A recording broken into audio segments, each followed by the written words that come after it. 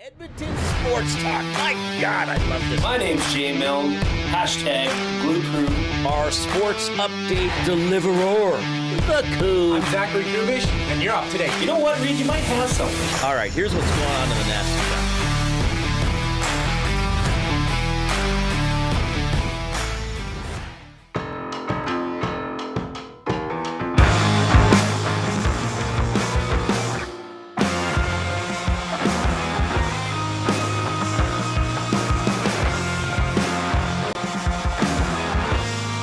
Well, we're here. The 40-ounce steaks are being successfully digested. I think we can assume that since we're here. If there were serious digestion issues, I'm not sure that we would be here. But that was still quite something to go through yesterday, the 40-ounce steaks supplied by the Canadian Brewhouse. I was on the morning show with Dustin Nielsen and Lieutenant Eric, and they asked me about the 40-ounce steak. I mean, you said it best, Jay. They were like roasts. Yes. Very much so. Went from here to basketball. Both my daughters had games last night, so we didn't get home till about 9:30. You know what I did, Reid? What? Because I got home before them, so I cut up the remainder of the steak. Okay. And I cut them into bite-sized pieces, threw them in the pan, fried them up a little bit, and had warm steak bites ready to go for my girls when they got home. That's an excellent idea. They were gone in a matter of minutes. They loved them. So the 40-ounce steak has been completely finished. There is no longer any 40-ounce steak in the Milne household. See, I've noticed you're very handy with food. Like, you always bring interesting leftovers, and you're sharp with preparing stuff or maximizing your use of... Though I guess I'm used to eating for one or getting something at my mom and dad's or with a friend or whatever. I'm not, because there's 5 people in your household. There's nothing more I hate than throwing out food that has gone rotten. I agree. No, I'm not saying, but I'm saying I don't throw food out, but I'm not used to having the quantity of leftovers that I think you have. Yeah, there's always leftovers. There's an abundance. Right. But it's great. I love, I eat so much better now in this job than I did at my former job. Okay, I find that interesting because I have found that working in broadcasting can lead to quite poor eating habits. I could see that. I could possibly agree with that. However, here I have a station. I have a home base. I have a chair that I sit in every day. Right. And I look across the table and see your lovely face. I was always on the move, always on the go in my former career. So you wouldn't really have a spot just to sit down and... You didn't have an office or a... I did, but I was never in it. I would normally be at the sales desk. So would you eat at the sales desk at Yvonne's Furniture, or would you just grab something and eat it while you were walking? I mean, you couldn't eat it while you were working with customers. Yeah, no. I mean, you could, but they might think that was odd. I like this couch. Hang on. I just find that this here, I can go and I can heat up my lunch and I can come back and I can eat it here. Yes. We eat in front of each other an incredible amount. Actually, we do. I never even thought about that. That would be odd. Or that would be very... I don't know if this could be successful if one of us had maybe not a fear, or maybe just that you didn't like to eat in each other's presence. That would be... I've never thought of that. I don't know if I've ever... You've asked me. You've said, do you mind if I eat? And I could care less. I have asked that, but I think I've curtailed it a little bit.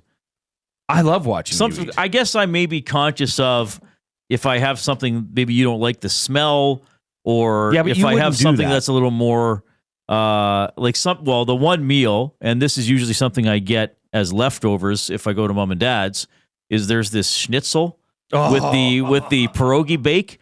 Golly. But that requires a little bit of cutting, and I need a little more space for the dishes if I got a salad in a Tupperware. So sometimes I'm conscious of, sorry, I got to move stuff around to fit my food in here. But you like how that smells. I should offer you some, but I don't. You've never offered me that. But see, I would love if you did. Okay, I will next time. Next time, bring an extra piece. But see, I don't offer food. This is now changing here too. because now I eat stuff. I'll eat snacks that other people will bring because everybody here is very conscious of my allergy. Right? And I don't eat everything. And then plus I'll usually check the ingredients on something. As I've said, at Ched, there was a table where stuff would get left. Yes. Who made it? What's in it? Who's responsible? Well, the person, they're gone already. I can't ask the ingredients. But here, everybody's great about sort of being respectful of me. So I'm more likely to try something here than I have been at previous jobs because everybody's around all the time. Or somebody will come in and say, hey, Reid can eat this.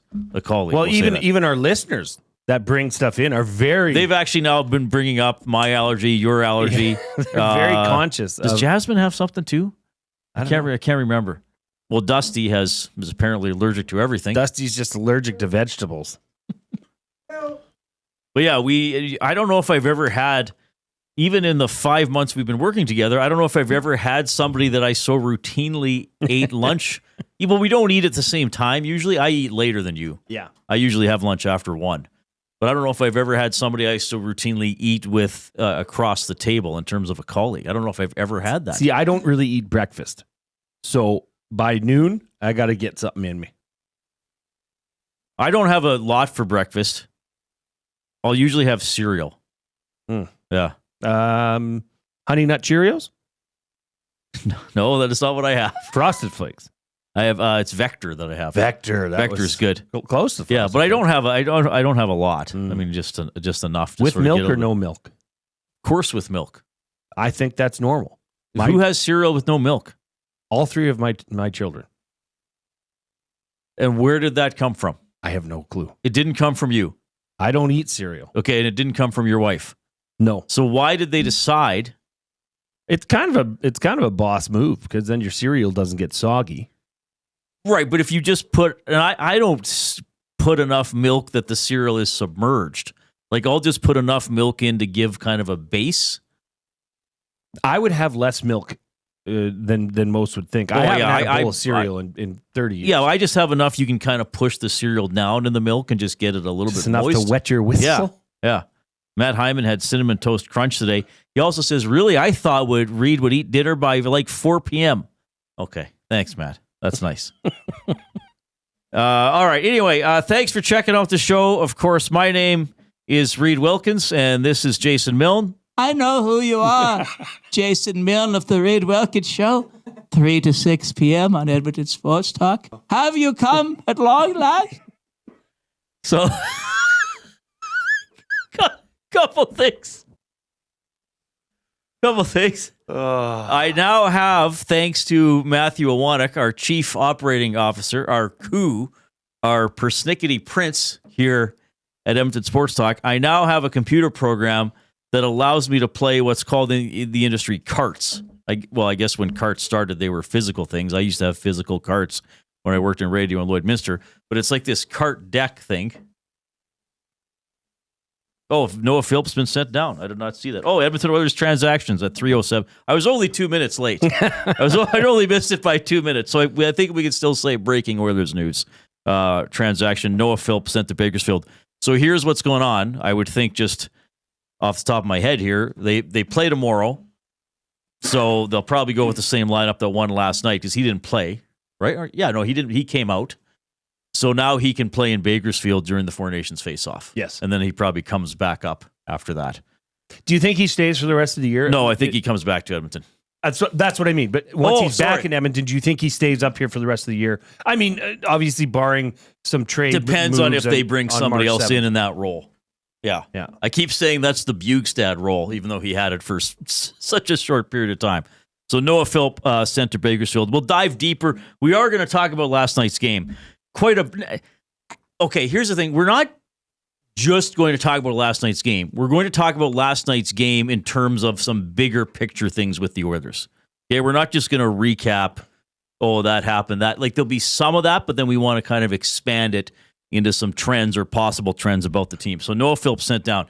So thanks to our coup, Matthew Awanek, he put a program on my computer where I can play carts, like little audio snippets, right? So the first thing I cut was that soundbite from yesterday's show. And if you watched right to the end of yesterday's show, you saw the most fun Jay and I have had together together in our lives, on or off air, where we were talking about the Alberta Bookbindery being a potential sponsor of the Reid Wilkins show, and this led to a character who works as a bookbinder who was very happy to see Jay Milne come to his door. I know who you are. Jason Milne of the Reid Wilkins show. 3 to 6 p.m. on Edmonton Sports Talk. Have you come at long last? So that's the one thing now, because as you and I know, and I'm sure the Nasties know, on the Nielsen show every morning, they are dropping in a lot of audio bites like that. A lot of songs, a lot of snippets, my little Make My Day thing from one of our dunk videos. So now we are going to be able to start pulling little sound bites and dropping them in, and I can play them myself.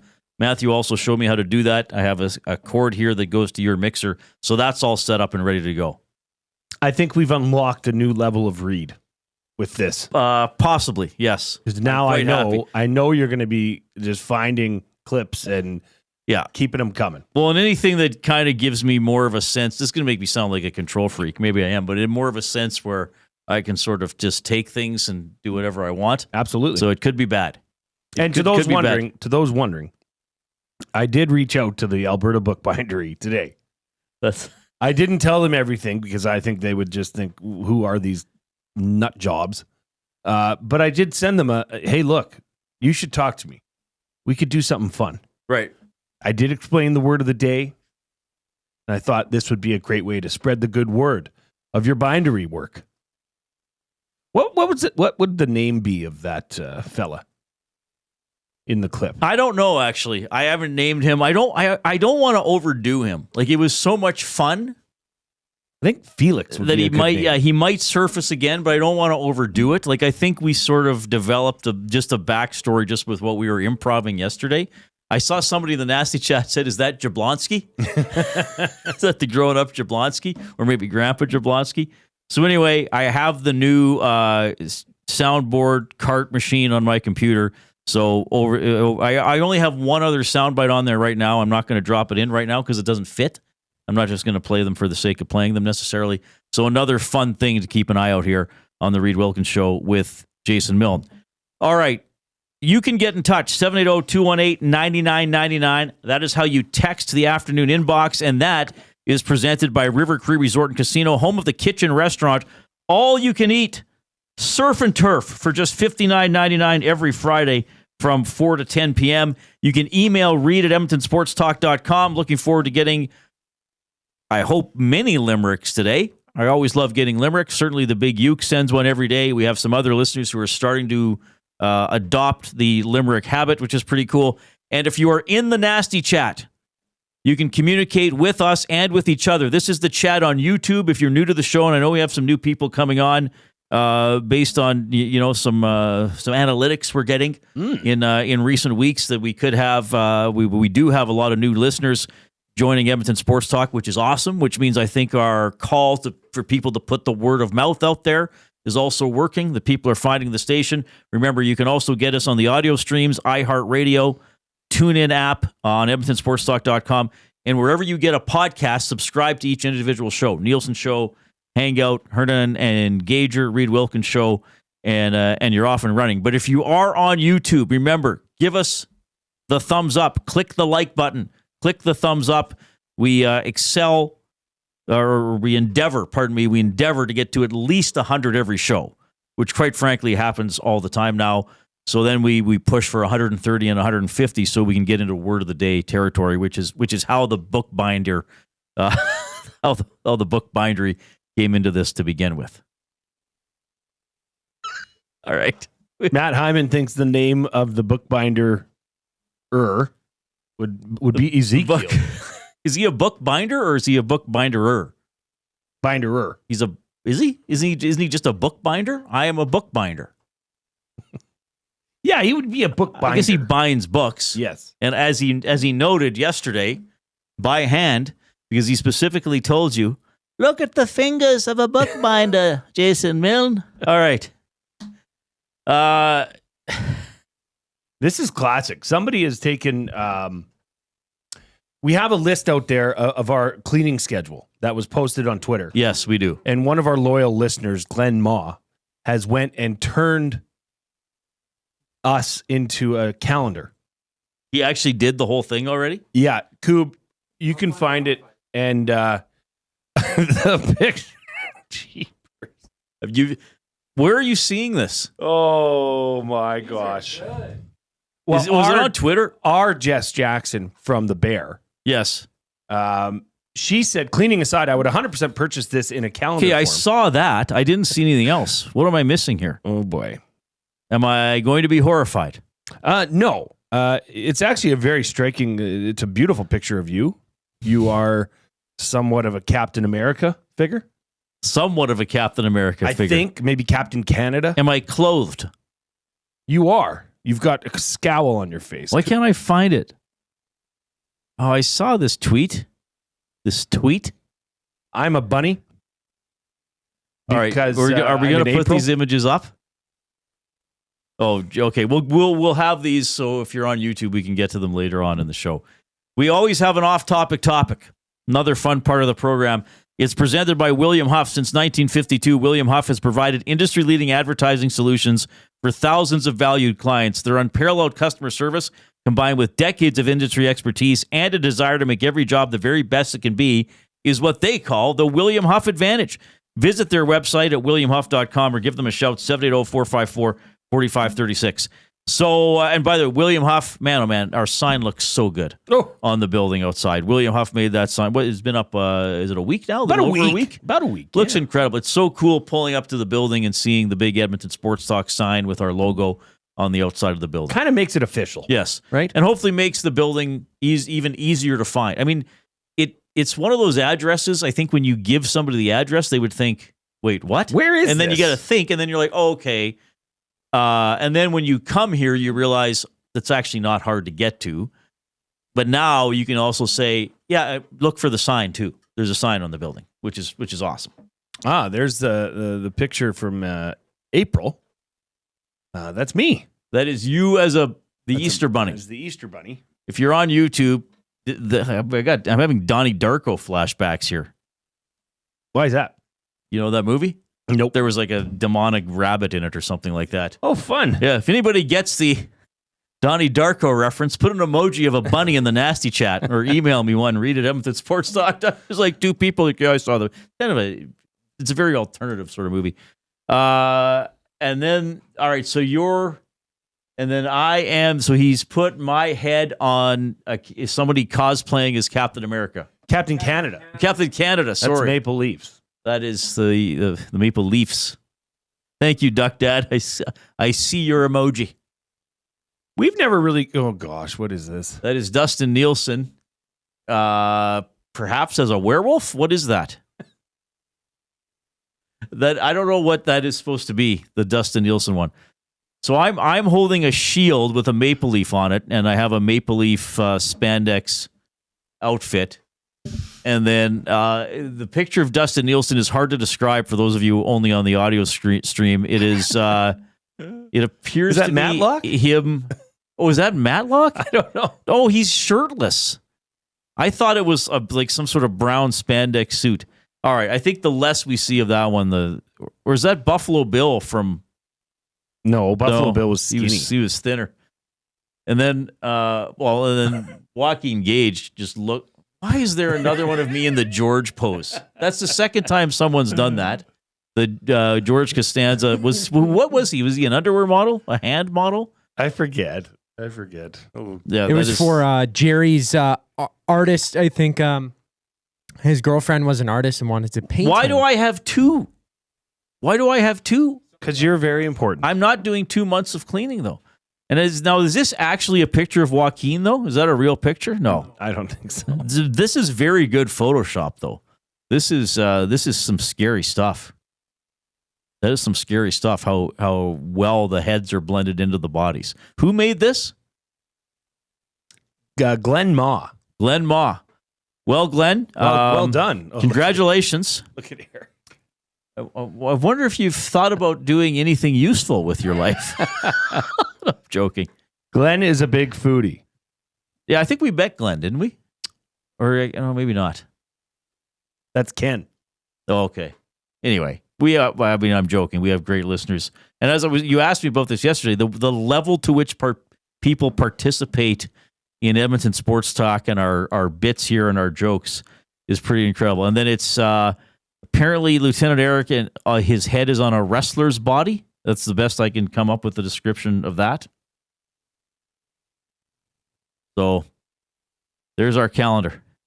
By the way, off topic, and give us thumbs up. We're off and running with the thumbs up, by the way. Let's see how quickly we can get to 100. Don't be a pleasure delayer.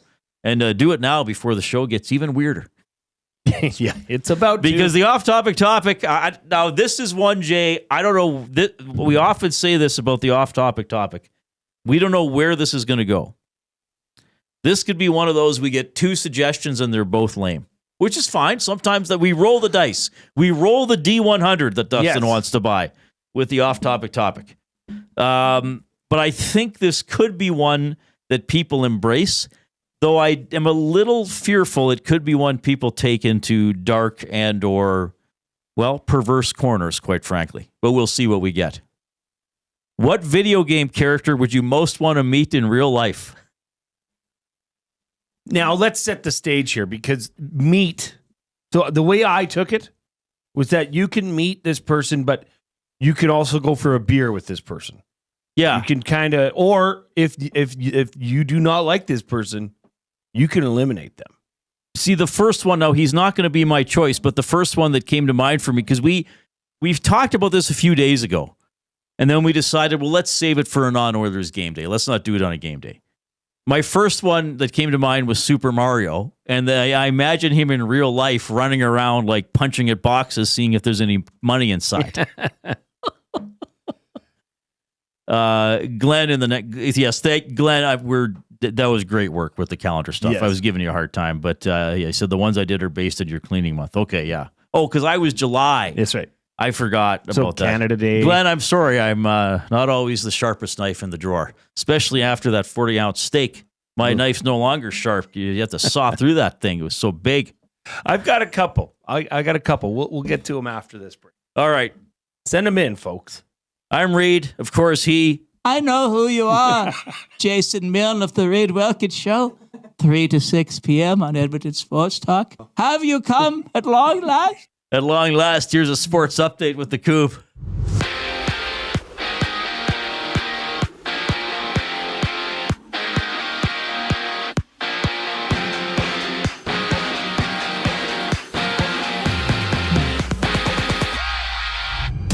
The Oilers have loaned Noah Philp to the Condors after he notched 2 points in 12 games for the Oilers this season. And tonight, Washington visits Philly. Canucks and Sharks drop the puck while the Lightning face the Senators, seeing 9 games around the NHL. And as per TSN's Farhan Lalji, the Elks are set to sign former Stampeders punter Cody Grace and wide receiver Tyson Middlemost. And the CFL has dropped the hammer on former Alouette Sean Lemon, suspending him for 2 games after he violated the league's drug policy, while Lemon is currently serving an indefinite suspension separate to this most recent one for betting on CFL games. In basketball, the Raptors have traded Davian Mitchell to Miami for a second rounder and some cash, while Shams Charania from ESPN is reporting that Atlanta's DeAndre Hunter is headed to Cleveland for Karis LeVert, George Niang, and 3 second rounders. And 6 games on tap tonight, including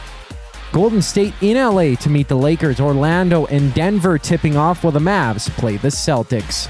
This sports update is brought to you by Windsor Plywood Leduc, locally owned and operated, serving Leduc and surrounding areas since 1993. They're more than just plywood. They offer everything from doors and flooring to decking, fencing, and custom millwork. With a huge selection of hardwoods and knowledgeable staff, they're here for all your DIY needs. Windsor Plywood Leduc, the experts you need to know. Buying or selling brings us back on the other side of the break. I'm Zachary Kubish. keeping you in the loop. GCL Diesel has been serving oil country since 1972. From diesel cars to SUVs to pickups. From farm tractors to school buses to a big rig. From diesel generators to forklifts, GCL can test, troubleshoot, and repair all diesel fuel system components. Whether it's injectors, pumps, turbos, filters, or additive, GCL has the parts you need to keep your diesel running the way it should. For genuine diesel parts at wholesale prices, visit GCL Diesel in the West End or online at GCLDiesel.com. GCL Diesel. Diesel understood.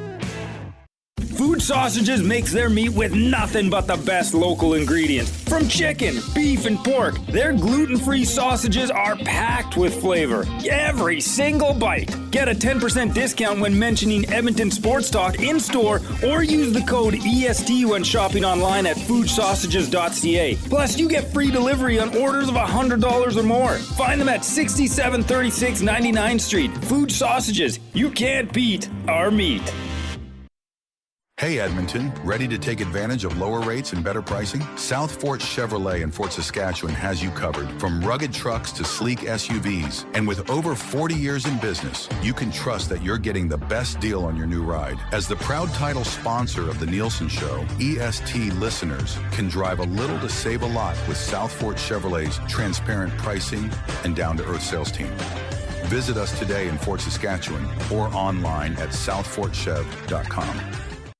The grand opening sale at Sit and Sleep is almost over. This is your last chance to take advantage of the special introductory sale prices on all mattresses. Stop in today for a free pressure point scan using cutting-edge technology so sleepologists can identify the perfect mattress for you. Right now, get free local delivery on any mattress over $7.99 and receive a free bamboo cooling mattress protector. Enjoy grand opening savings with every mattress on sale. Join us on location today for the final celebrations at Sit and Sleep in South Common next to Planet Fitness. Don't miss out the grand opening sale ends soon.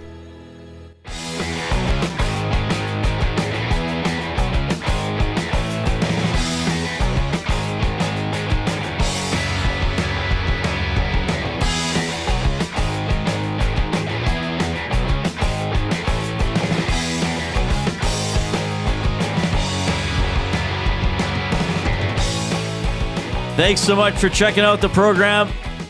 Jason Milne, Reid Wilkins, Zachary Kubish is here as well. We're with you until 6 o'clock. So tomorrow the Oilers play at 7, home game against the Avalanche. Final game before the Four Nations face-off. Oh, we're going to have some fun with the Four Nations face-off later on in the show. The very popular, much anticipated Four Nations face-off. Not by two people in my life, Jason Milne and my dad. Disgusted. Disgusted this tournament's even happening. So we're going to suggest some tweaks for it. Yes. We'll just tease it at that because, yeah, I don't want to get too much into this right now because a very interesting form of tweaks we're going to suggest for the Four Nations face-off. Just some feedback here for the off-topic topic. What video game character would you most want to meet in real life? Well, AA and I think alike. He has taken Viktor Sullivan and or Nathan Drake from Uncharted.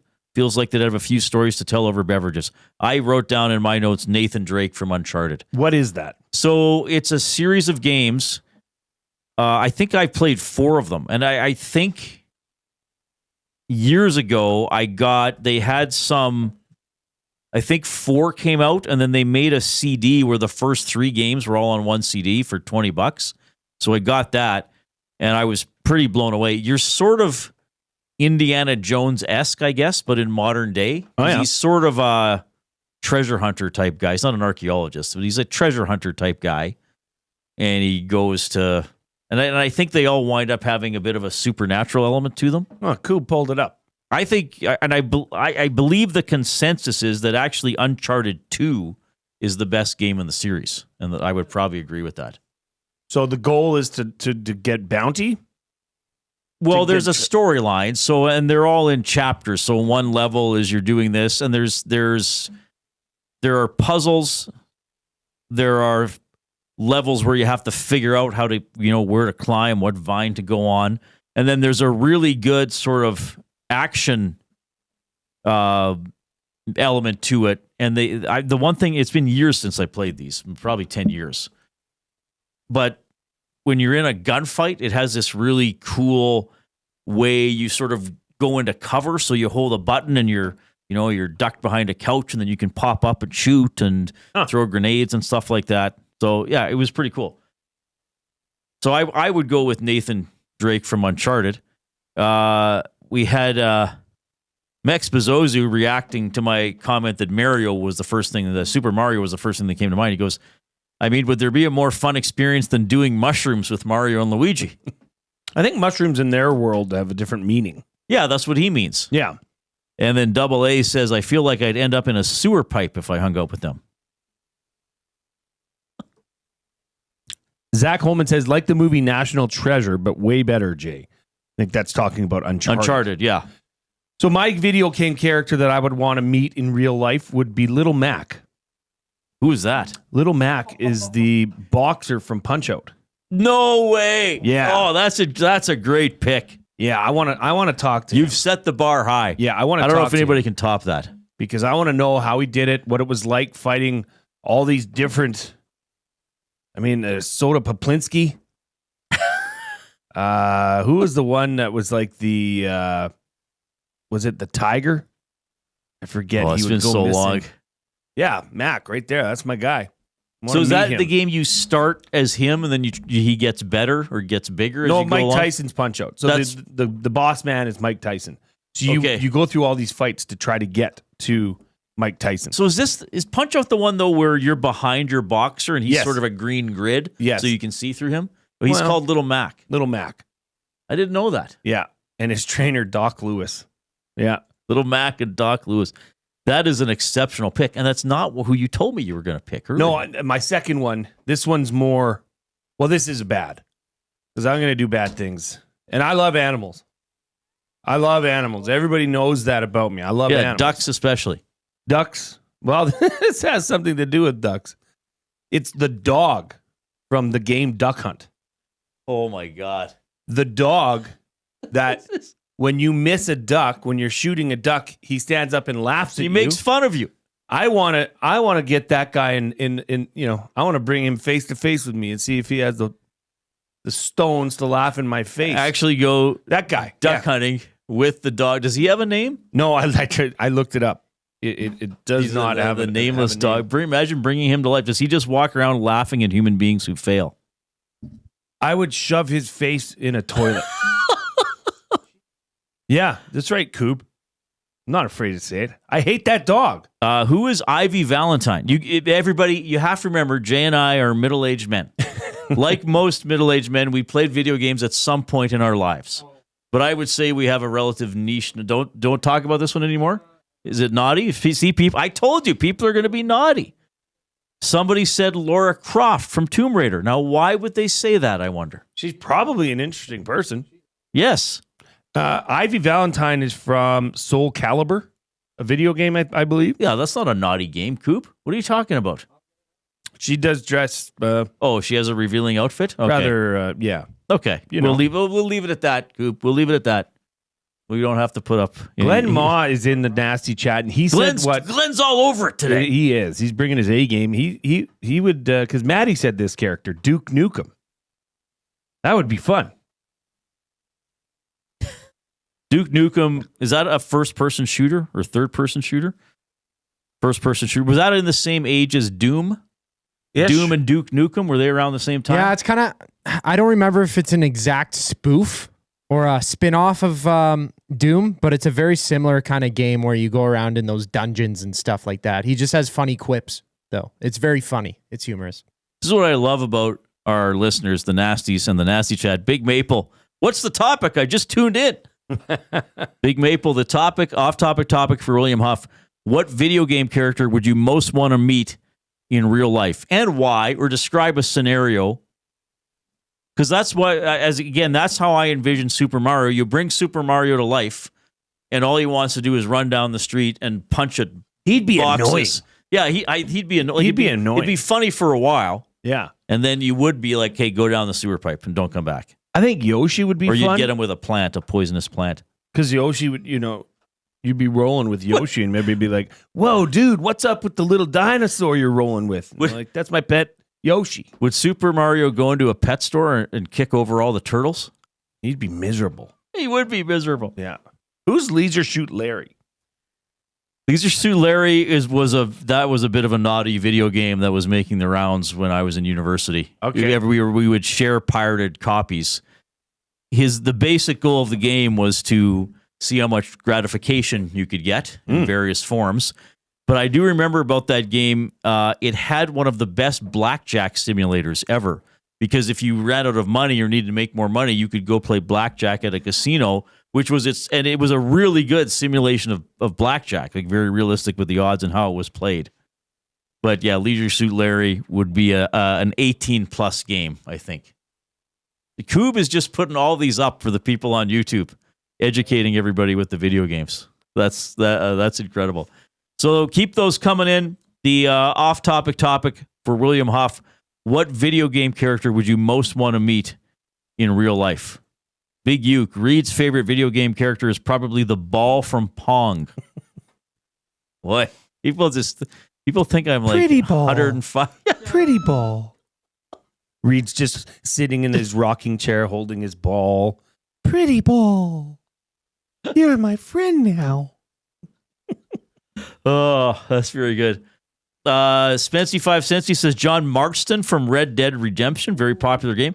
James P says Earthworm Jim. That would be a good one. Brent P says I want to hang out with Ash Ketchum. Am I getting hen weight here? We might be. People could really. I think that's Ash Ketchum? That's a real. Yeah. He is the main protagonist in Pokemon. Okay, good. Woo-wee. Yes. I should have read that first. Wait, Pokemon has people in it? I thought it just had Pokemon. Well, they got to catch the Ketchum, Pokemon. and check out his Pikachu and Pokemon collection. Oh, nice. Okay. Collingwood Rob, Katana from Mortal Kombat.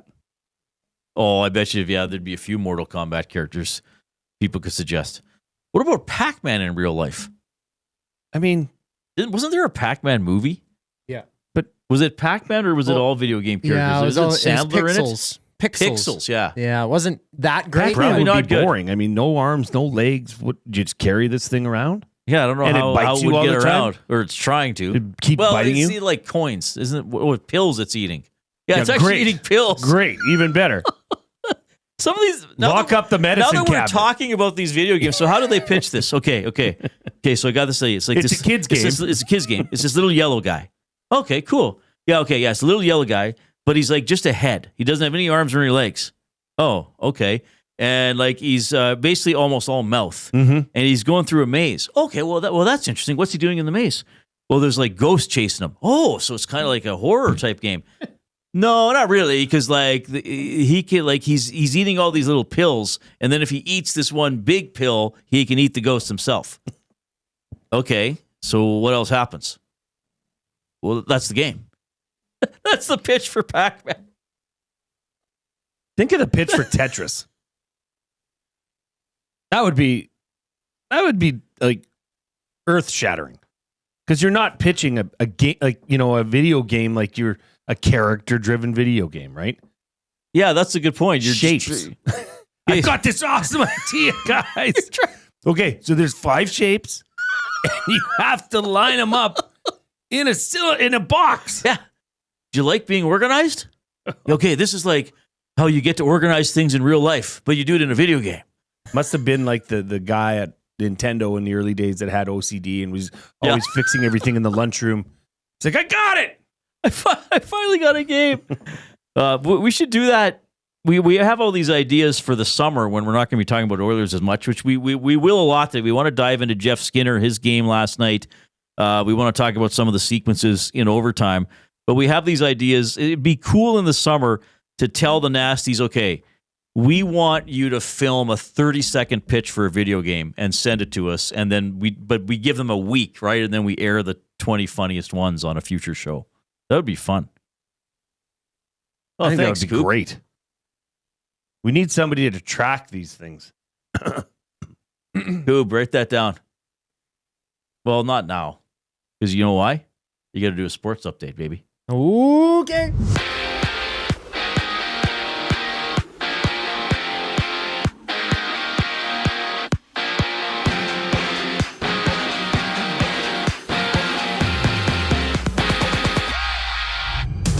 Noah Philp has been loaned to the Bakersfield Condors from Edmonton after he suited up in 12 games for the Oilers, notching 2 assists this season. And there's 9 games in the NHL with Seattle hosting Toronto, Devils and Golden Knights dropping the puck while Carolina plays Minnesota. Meanwhile, defensive lineman Sean Lemon has been suspended 2 games by the CFL for violating the league's drug policy, marking his second punishment he's received by the league, with Lemon currently serving an indefinite suspension separate to this most recent one for betting on CFL games. And according to TSN's Farhan Lalji, the Elks have agreed to terms with a couple former Stamps in punter Cody Grace and wide receiver Tyson Middlemost.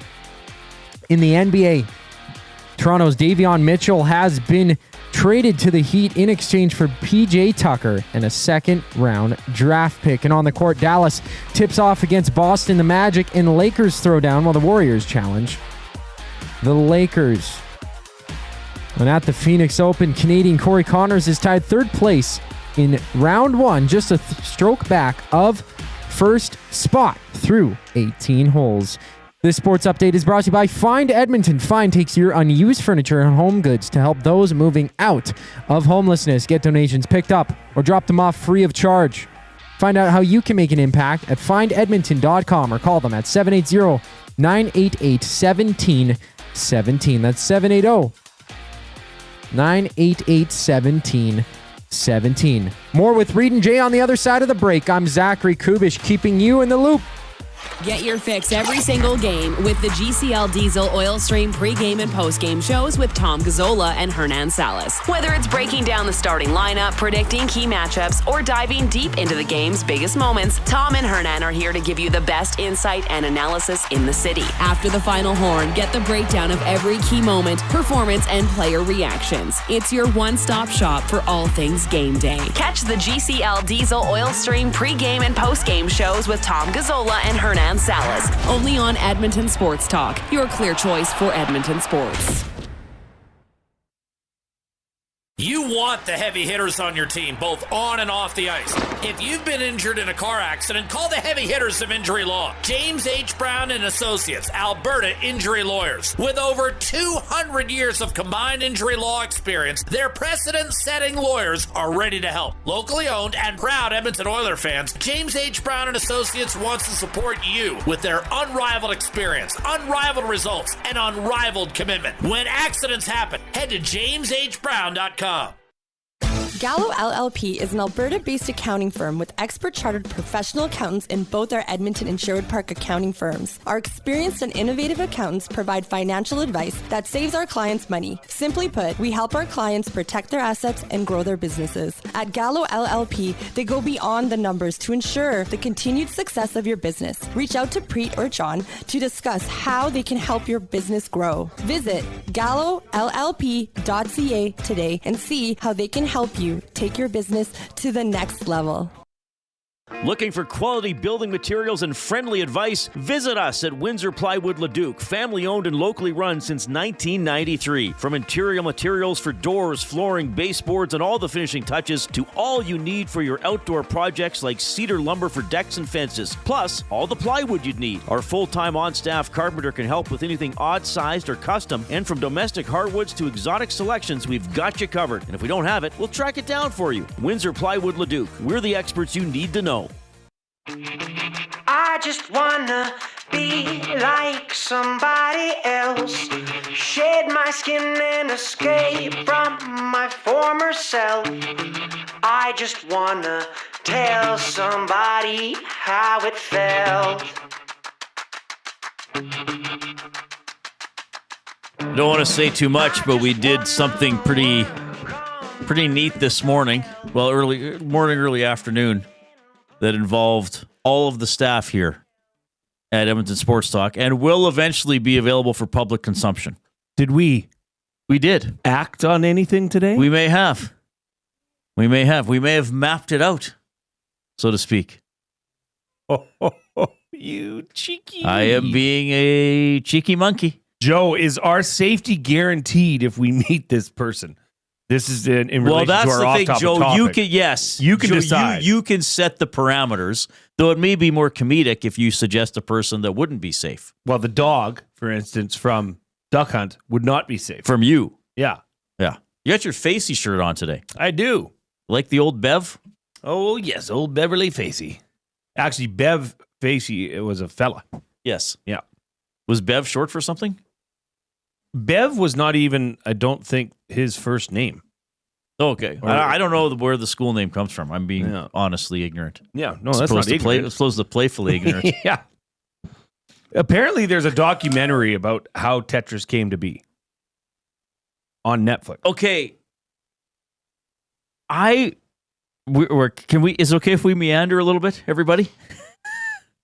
Put in an emoji of Donnie Darko if we can meander.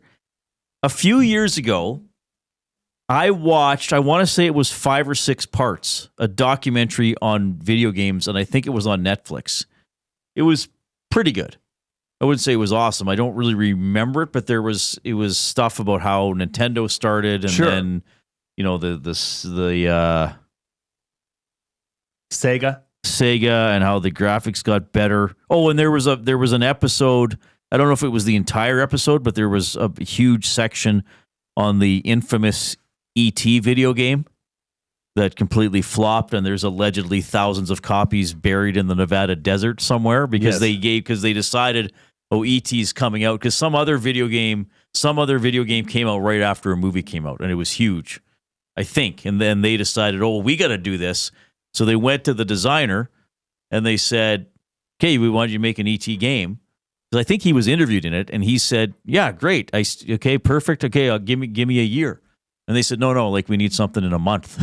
So it was a terrible game, and people bought it, and kids got it for Christmas, and it sucked. Because apparently on the first level, E.T.'s being chased, and he can fall into a pit, and then it cuts to him in the pit, and you can't get out.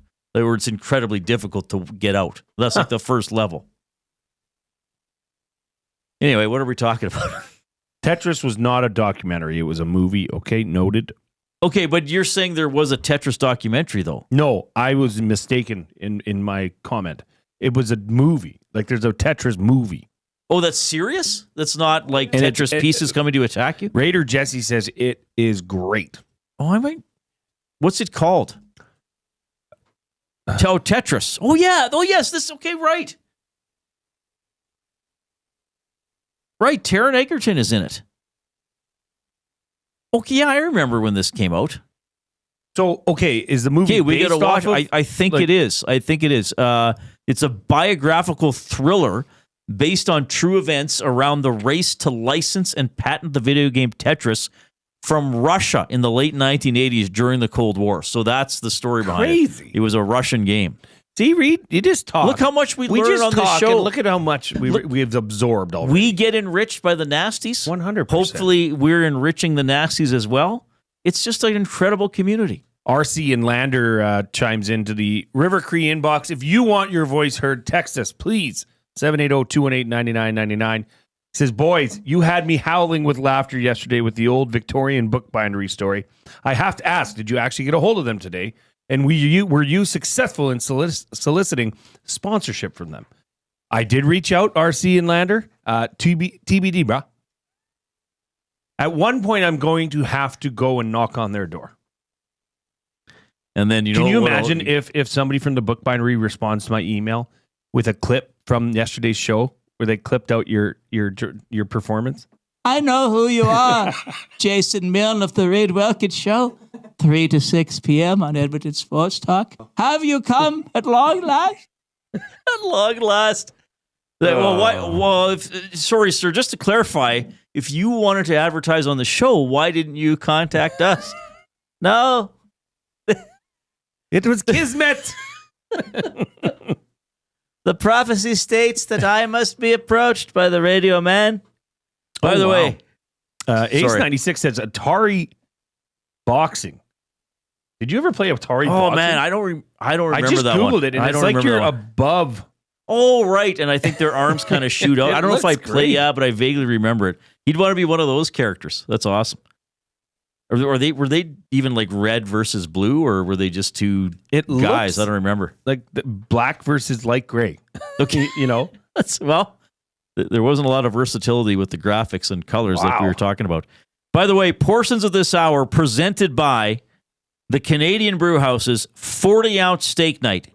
It's back, baby. Saturday, February 22nd. So this is what attempted to eat yesterday. The 40-ounce steak, the ribeye, 40-ounce ribeye, salad. Oh, we didn't get salad. We got veg. We got veggies. So salad, mashed potatoes, veggies, cheesy toast. Everything was good. I like the cheesy toast. For $49.99, plus a chance to win a CBH Gearhead steak knife set. Get your tickets today in store or at thecanadianbrewhouse.com. So they're having a 40-ounce at all their locations, right? 40-ounce steak knife Saturday, February 22nd. And this is nationwide. Yeah, this is a big isn't deal. Just Edmonton, and I know we have a lot of listeners from abroad, so this is everywhere. But Winnipeg, you mean? No, Victoria. Jay, I heard you traveled abroad. Yeah, I went to Winnipeg. We have Ontario. I'm joking. We got them all. We do have Ontario. We have Illinois. Yes. And, well, that's it. No, we know we have people from all over. It was cool. The Netflix series is probably High Score, which covers the development over time of the arcade/video game. That sounds right. Yes, I'm sorry I couldn't. I remember these random things that we didn't know what we were going to talk about. But I wouldn't say the whole series was good, but there were parts of the series that were very interesting. And I think it went into it definitely had stuff on the ET game, and I think it had stuff on the origins of Nintendo and how Nintendo became the powerhouse that it is, which was pretty interesting. All right. Keep chiming in the nasty chat and give us the thumbs up on YouTube as well. We got a really good total going for the first hour of the show. So let's get to 100 as quickly as possible. You can text the River Cree inbox 780-218-9999. Send me an email, read at edmontonsportstalk.com. Get your limericks in as soon as you can. Always love to read those. What happened now? Rip City Step said something that just brought back. You know when something's said and it just brings back such visual? Yes. You know, he said Teenage Mutant Ninja Turtles, the cheese on their pizza always looked so gooey. And yes, it looked like the best pizza ever. I could never find pizza like the Teenage Mutant Ninja Turtles. So they pizza. ate. I never played a TMNT game. Well, that was their deal. They were pizza guys. Right. Well, I didn't do that. Throw pizzas. Oh, I didn't know that. Yeah. So he would want me to have pizza with a Ninja Turtle. But it was so... And then Mario would come in and try to just jump on. Yeah. It looked so good in the cartoon. Coyote Steve says, 40-ounce ribeye. Bet there was no slam dunk attempted after that. Oh, there was, baby. Oh, yeah. I did the dunk after the video with Dustin, right? Yes. Oh, maybe it was... Oh, I can't remember the timing yesterday. It was before. I think I did do the dunk before. But as I was saying to the boys this morning, because Dustin and Eric asked me when I become he said, at what age did you become such a prolific mini hoop dunker? And I said, age 50, because it just happened a couple of months ago. Just a correction. It's a goof up. I'm going to have to add this. It's RC in Ladner, not Lander. Where did you say that? What happened? It was saved on our text line. Oh, a person's handle. It's RC in Ladner. I looked up, where's Ladner? Oh, okay. And I believe it's a suburb in Delta, British Columbia. So nice. So see, somebody's checking in from Burnaby. There. Yeah, this is great.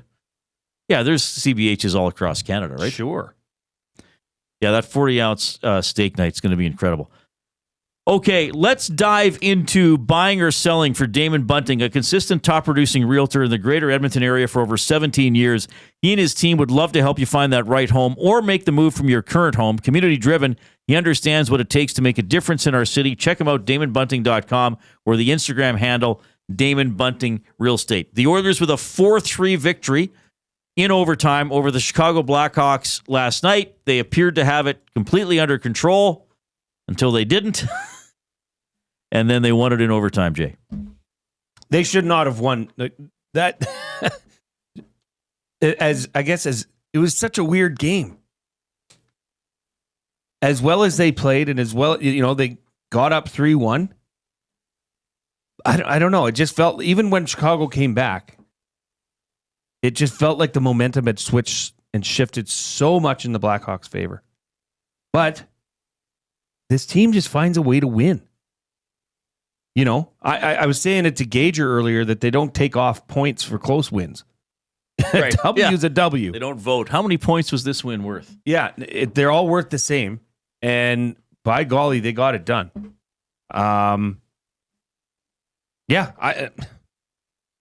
Very impressive win. I did not think they deserved to win that game. You know, I've been thinking, and I don't know if I've verbalized this yet on air or even with you just sitting in the bullpen. Okay, the general thing of what I'm going to say is, but I'm wondering if you, and I mean you, Jay, and you to everybody listening in the Cube here with us as well, do you find that more and more in the NHL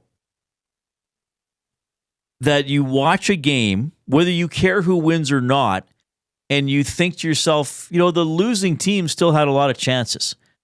And I have talked about this before in recent years, and Rob and I used to get into it in a discussion about it, not a fight, I mean, about a lot of things coming to fruition. Some of the rule changes, you know, especially after the lockout, they try to have less interference.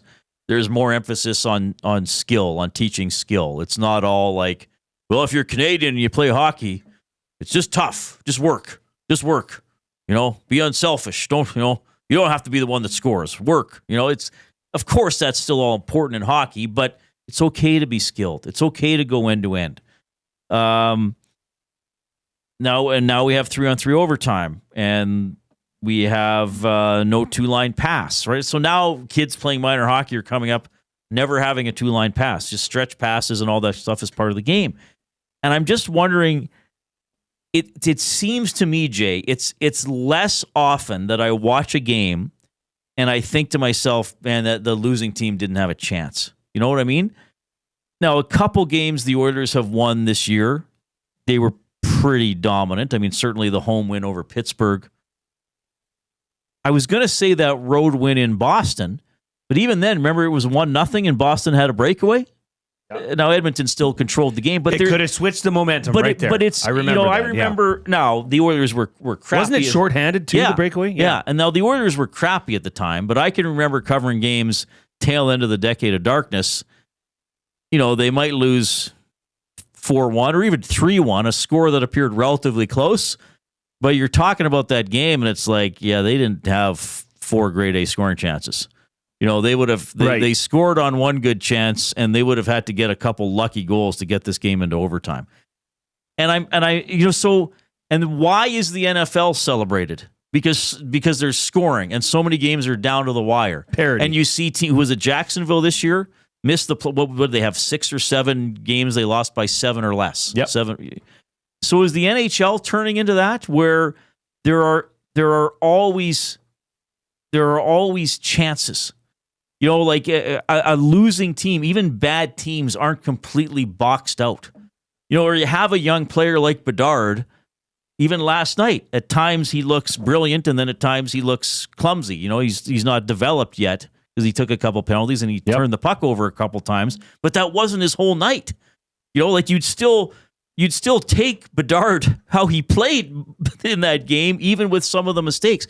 So, you know, I'm wondering, is this and I know we still complain about the NHL and some of the things about it, but is this kind of now, or are we getting a league that we've wanted to have? You know, games aren't a 2-0 game with 8 minutes left in the third period, Jay, is not over, right?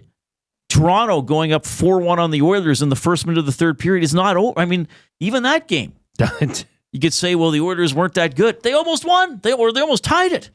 So even last night, it's like, okay, well, the Oilers weren't great. Like you're saying, maybe they deserve to lose, but you could also look at it and say, well, did Chicago deserve to win? Like so I don't know. Maybe this is just the NHL now. It's a little more frantic. There's a little more action, and it's key saves, it's key execution, or it's late game execution, like being able to win in overtime. I just thought that game was slipping away very fast for the Oilers in the third period. Even they were up 3-1, right? But for Chicago to answer back like that, I just thought, nah, man, they're going to drop this one. And which was weird because usually they're the ones coming from behind it, and you as an Oilers fan would have confidence saying, "Oh no, they're down 3-1. That's not they can overcome that." Right. But the opposite way, it was something else. And I mean, you got to look at their power play right now. I mean, it's been struggling of recent. And now the PK's hit a bump as well, though I think it'll turn around. It always does, but you're still able to get 2 wins. I mean, they went 1 for 4 last night. They were 0-4 the prior game in St. Louis. That's rare. Yeah. So, you're still coming away with 4 points. Yeah. That's not bad. Yeah. We'll talk more about this, and we want to dive into some specific details from last night's game and some other trends that we're seeing here with the Oilers. We're in the James H. Brown studio. James H. Brown Personal Injury Law Firm, the heavy hitters of injury law. With over 200 years of experience, James H. Brown will get you the settlement you deserve. Visit them at jameshbrown.com. Book your private consultation today. It's 4 o'clock. Get to know the winners, props, plays, parlays, and more with Nielsen and Hustler. Weekday mornings at 11 on The Lock Shop. Only on EdmontonSportsTalk.com. Your home for live music and great performances is the River Cree Resort and Casino. On the patio, there's whiskey in the jar. March 14th, don't miss the Kings of Celtic. The legendary Irish Rovers play the venue at the River Cree. Hey boys, sing us a song. One of the old ones and we sing along. Get your tickets at rivercreeresort.com. River Cree Resort and Casino. Excitement, bet on it. Celebrating 70 years in the signage industry, William Huff Advertising is the most recognized name in the game. An in-house, one-stop shop for all of your design, print, and installation needs. William Huff provides quality graphic solutions for everyone. Here in our City of Champions and throughout the nation, they're the preferred signage partner entrusted by many of the biggest corporations, pro sports teams, and organizations to bring their identity to life. Recognize the name, get in the game. WilliamHuff.com. Playmore Tables and Games. Playmore Tables and Games. Make the most of your bad game. Oh, you want to, you need to, you know just what you've got to do. It's time to add some fun to your life. Make the most of your bad game. Playmore Tables and Games. PlaymoreGames.ca. Don't feel like working? Join the Hangout. You never know what you might hear. Weekday mornings 9 to 11 on EdmontonSportsTalk.com.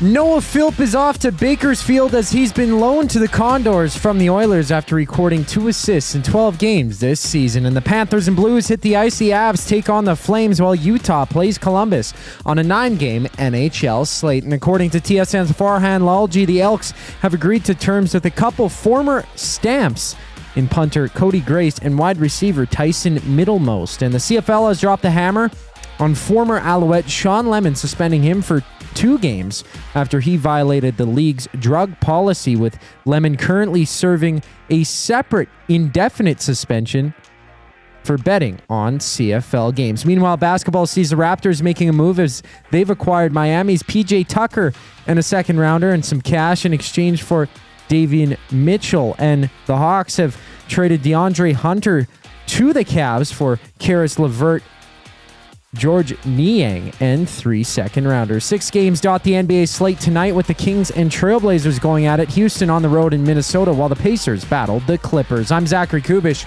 That was your sports update. The second hour of the Reid Wilkins Show starts right now.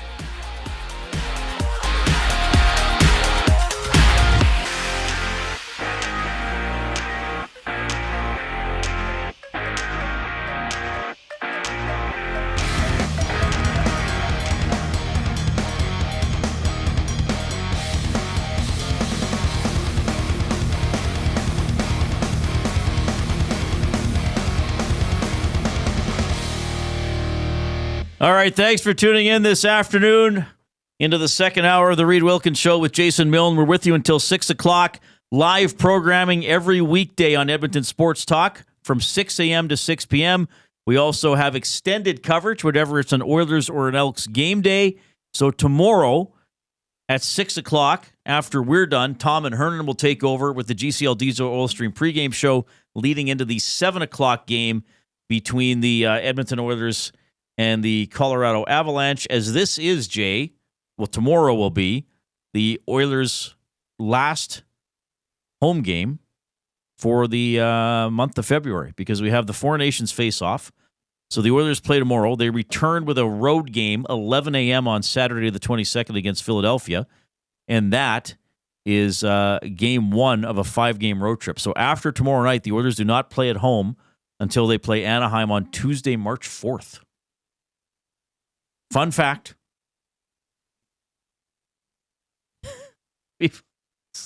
Jay's like, sure is, Reid. That's incredible. It really is. The off-topic topic for William Huff: which video game character would you most want to meet in real life? I got an email from Nick who would want to meet the Archer in Advanced Dungeons and Dragons for the Intellivision, and he sent a picture. It's a green background with a yellow sort of maze going through it, and the Archer is just this kind of black stick that may or may not be holding a bow. Dungeons and Dragons. It's Tom the Archer. Okay, back to the off-topic topic. I had an email come in, or a text come in on the River Cree inbox. Reid, I, like you, am a huge fan of the track and field arcade game. Which character in that game would you like to meet in real life? The person who measures the length of your long jump. Does she have a name? We're not sure if it's a he or a she, but we've decided it's maybe a she. And if this person knows what I'm talking about, so you do the long jump, and then this person appears, like the graphics, you have to realize that if someone appears on screen, they just appear. Okay? So, and then this person leans over and walks backwards, kind of shuffles backwards through the pit. And this person's right eye is not stationary. And I think the designers of the game must have done it so it looks like, oh, he or she is peering at the tape to make sure it's accurate. But that is the person who I would most want to meet. We have an office nickname for this person, which I don't feel would be appropriate for the show. Coyote Steve says, Reid, do you think there are many big trades during Four Nation play? Well, I don't, Steve. Somebody said yesterday, I wasn't even sure if there was a trade freeze or not. Somebody asked, there is not a trade freeze. I wonder if the GMs might say, let's not announce anything during the tournament, or the league might say, the league probably we're not going to freeze that. it. Just like kind of in the CFL, for example, there's no hard and fast rule, but I know teams are told, like, hey, if the Grey Cup's November 26th, on the 18th, guys, like, even if you have your new coach, just wait. I guess the Elks might have done something was it the start of the Grey Cup week or the end of the previous week? It was the end of the previous week. But certainly they don't want anything happening like the Wednesday, Thursday, Friday, Saturday leading up. I know, I remember just hearing things from sort of people who cover the league sort of on a national level. I believe Patrick Waugh announced his retirement during a Stanley Cup final on an off day. And I think the league was kind of like, seriously, Patrick? Like, you couldn't have waited until 5 days after the season ended? But anyway. He did that on purpose, you feel? Or the thought was? To screw the league? I think we've seen Patrick Waugh as the type of personality that isn't too concerned about other people's Probably opinions not. or etiquette if he wants to do something. So anyway, I don't know, Coyote Steve. I don't think there would be. I'll put it this way, and he said many big trades. I mean, I know what he means, but there wouldn't be. A couple big trades have already happened. I don't know. I don't think there'd be. I don't think anything would be announced during the tournament. Maybe during the break itself, but during the tournament, I don't know. Tournament starts on Wednesday already, baby. Canada, Sweden. You excited for that? What do you think of that tournament coming up? I mean, I'll watch it. I don't want this to come across as though I'm soured towards the event or by the event. I'm not. It just time and time again, professional sports just show what their values are. And the only thing they value is dollar bills.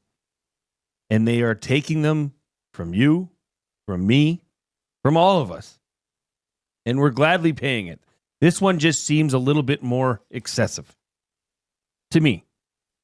Do you expect me to talk? No, Mr. Bond, I expect you to die. Hey, there's another little audio clip I got. Reid. That's Jay. That's Jay talking to the Four Nations face-off. Do you expect me to talk? No, Mr. Bond, I expect you to die. Jay would be the second voice addressing the Four Nations face-off. Yes. All right, let's dive into the oil understood for GCL Diesel, providers of the best diesel engine components around, from turbochargers to injectors, fuel pumps to sensors.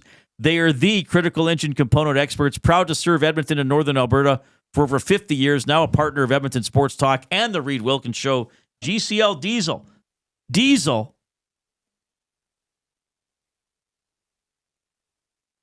Understood. All right.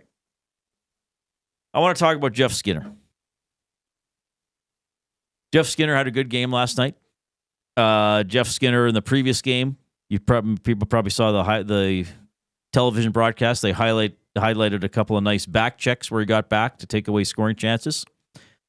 And what did we talk about him earlier in the season and why he was getting scratched? It was because he wasn't playing complete hockey. He was trying to score, which is good. You have to score to win. And we'd get a lot of questions.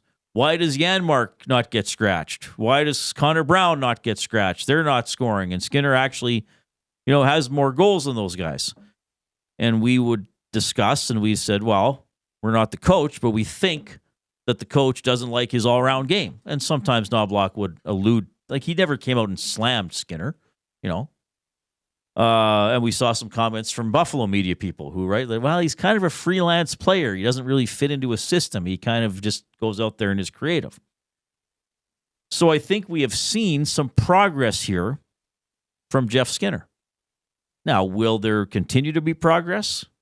Will this progress for him be something he can sustain? Can he keep doing what he's being asked to do? I really can't tell you. Let's watch. But here's the thing I want, I guess if I have a message in this. What's another question we've been asked a lot about Jeff Skinner and his no-move clause?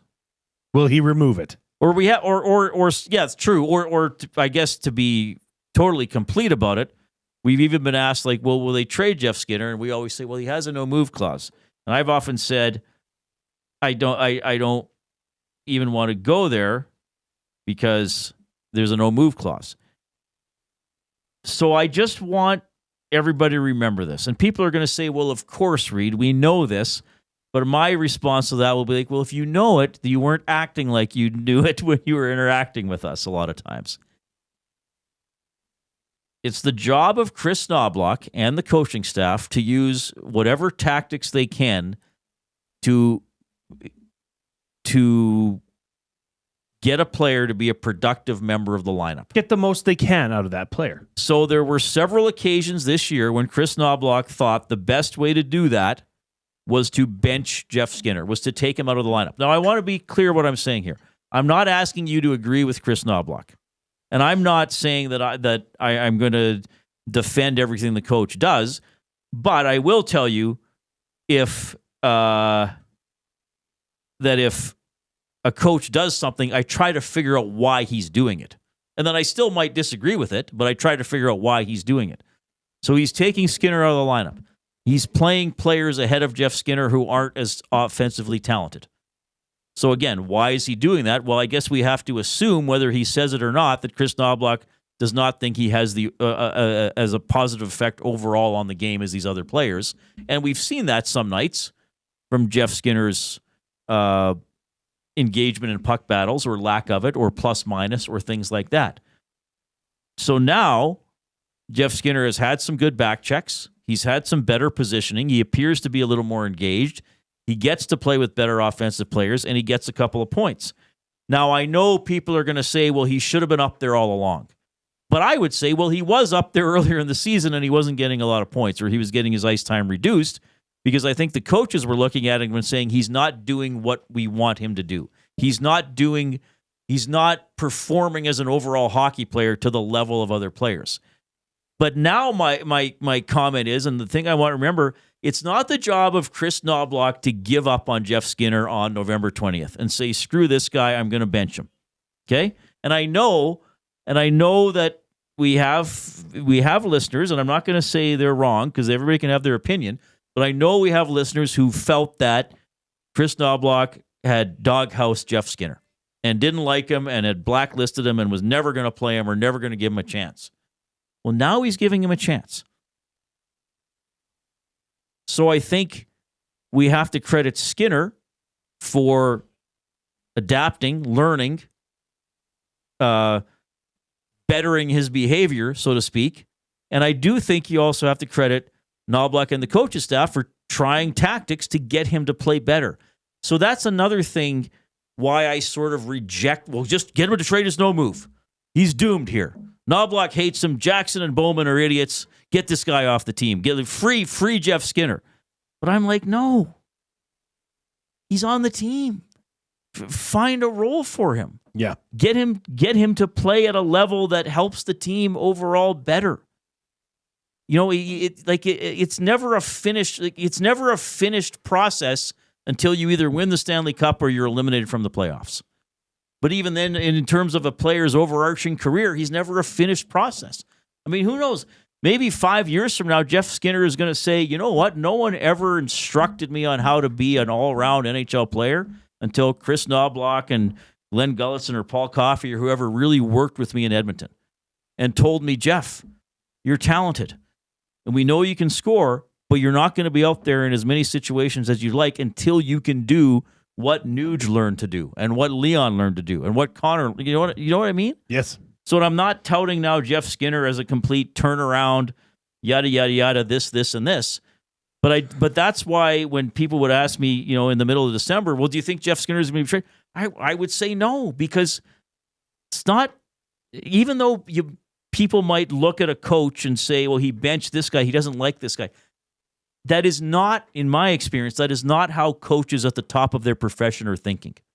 And let's face it, like I've always talked about, if you're in the NHL, you're, you got to have that screw you mentality as a player and believe you can do it. Well, coaches got to, like, if you're one of the 32 coaches in the NHL, you got to believe that you're good and you got to believe that you can impact a player positively. Now, we'll see where it goes with Skinner, but there is a small sample size here of progress. So just remember that next time. Let's remember this next year on November 30th when the Oilers have some new guy who stinks and everybody wants to get rid of him. Remember, it's a long season.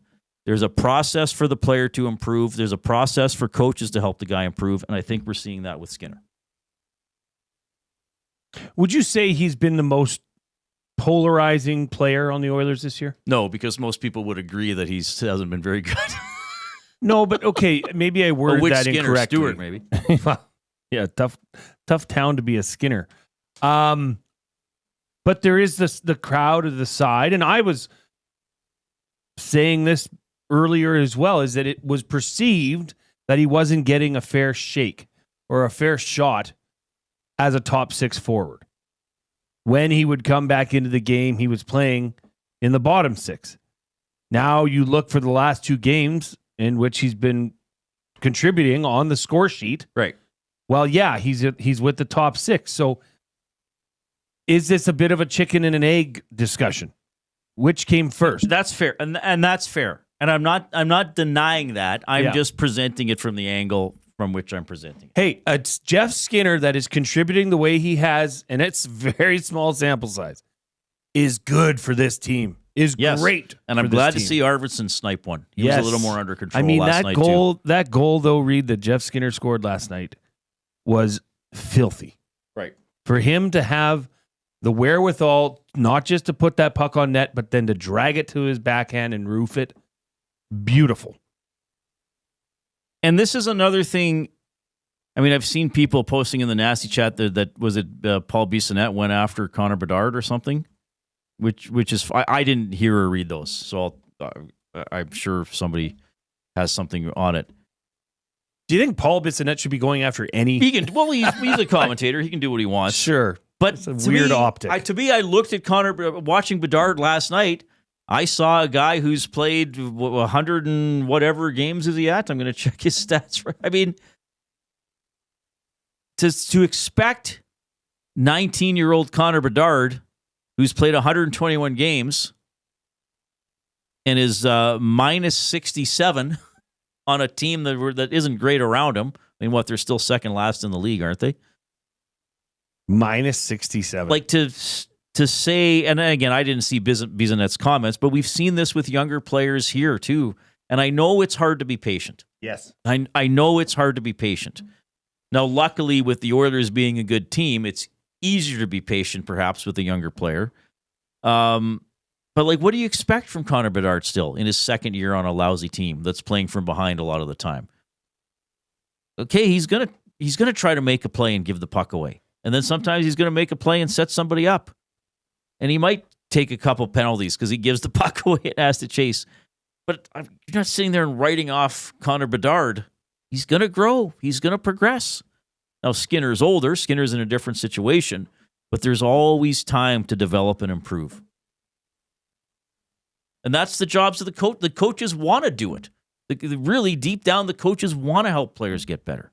And Calvin C makes a fair, just a general comment, but it just makes so much sense. I want to see Jeff Skinner in the playoffs. His progress is encouraging. And that's really, as an Oilers fan, all you can ask for is that progress, A, is happening with this player, and he's starting to contribute more.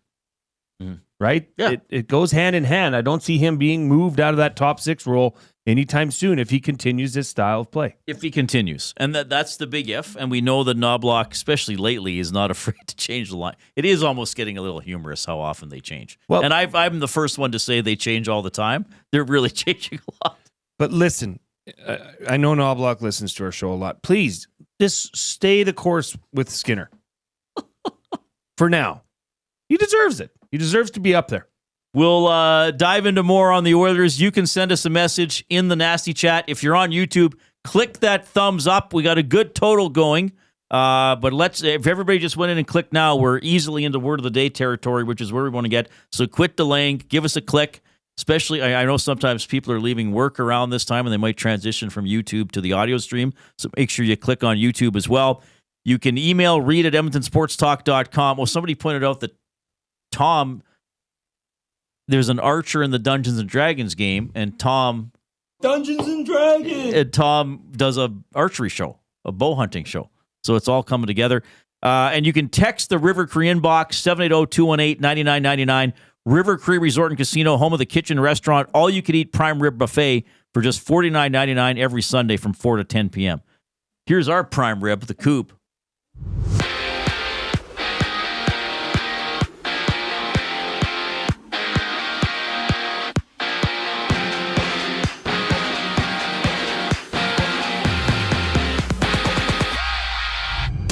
The Oilers have loaned Noah Philp to the Condors after he notched 2 points in 12 games for the Oilers this season. And tonight, Washington visits Philly.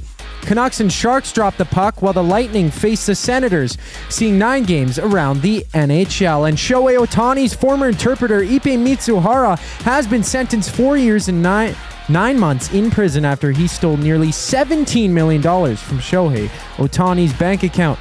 Mitsuhara has been ordered to pay $18 million in restitution, with nearly $17 million going to Ohtani and the remainder going to the IRS. And there's 6 games on tap in the NBA, including Golden State in LA to meet the Lakers, Orlando and Denver tipping off, while the Mavs play the Celtics.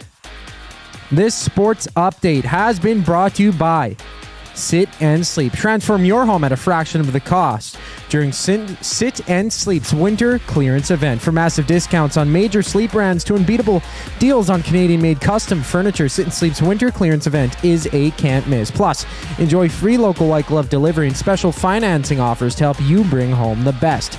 Visit Sit and Sleep in South Common, next to Planet Fitness. The Reid Wilkins Show returns on the other side of the break. I'm Zachary Kubish for your sports update. Love is in the air. I love you. And you? And you? And you! Why choose between your beloved items? Sentinel Storage, keeping your treasures safe to be loved again. Try 4 weeks free. Details at sentinelstorage.ca. Got some gently used furniture or home goods that need a new home? Find Edmonton is here to help. Every month we furnish over 100 homes to those transitioning out of homelessness, and we need your gently used furniture and home goods. Drop off at 5120 122nd Street or call for free local pickup. Just visit findedmonton.com to learn how your donations can help create a home for someone in need. Plus shop our thrift store, in-store or online, with proceeds benefit those moving out of homelessness through housing supports. Visit us at findedmonton.com. Find Edmonton, supporting our community one home at a time. The Canadian Ice House is taking your sports experience to a higher level. Trackman golf simulators are now open at the Ice House, an immersive and realistic golfing experience in the heart of downtown Edmonton. Visit in-store or at thecanadianicehouse.com for details. Your home for live music and great performances is the River Cree Resort and Casino. On the patio, there's whiskey in the jar. March 14th, don't miss the Kings of Celtic. The legendary Irish Rovers play the venue at the River Cree. Hey boys, sing us a song. One of the old ones and we sing along. Get your tickets at rivercreeresort.com. River Cree Resort and Casino. Excitement, bet on it. Tommy Gunn's Barbershop is more than just a barbershop. It's a top-notch, tailor-made experience from check-in to check-out. Get a precision haircut, a classic shave, or a facial to step up your style. Just walk in, relax, and let Tommy Gunn's take it from there. Find comfort in knowing their team follows the code, which is their commitment to care for you as a customer. Check out Tommy Gunn's today, in-store or online at TommyGuns.com to bring out the best in you. Tommy Guns, where every cut is done right every time.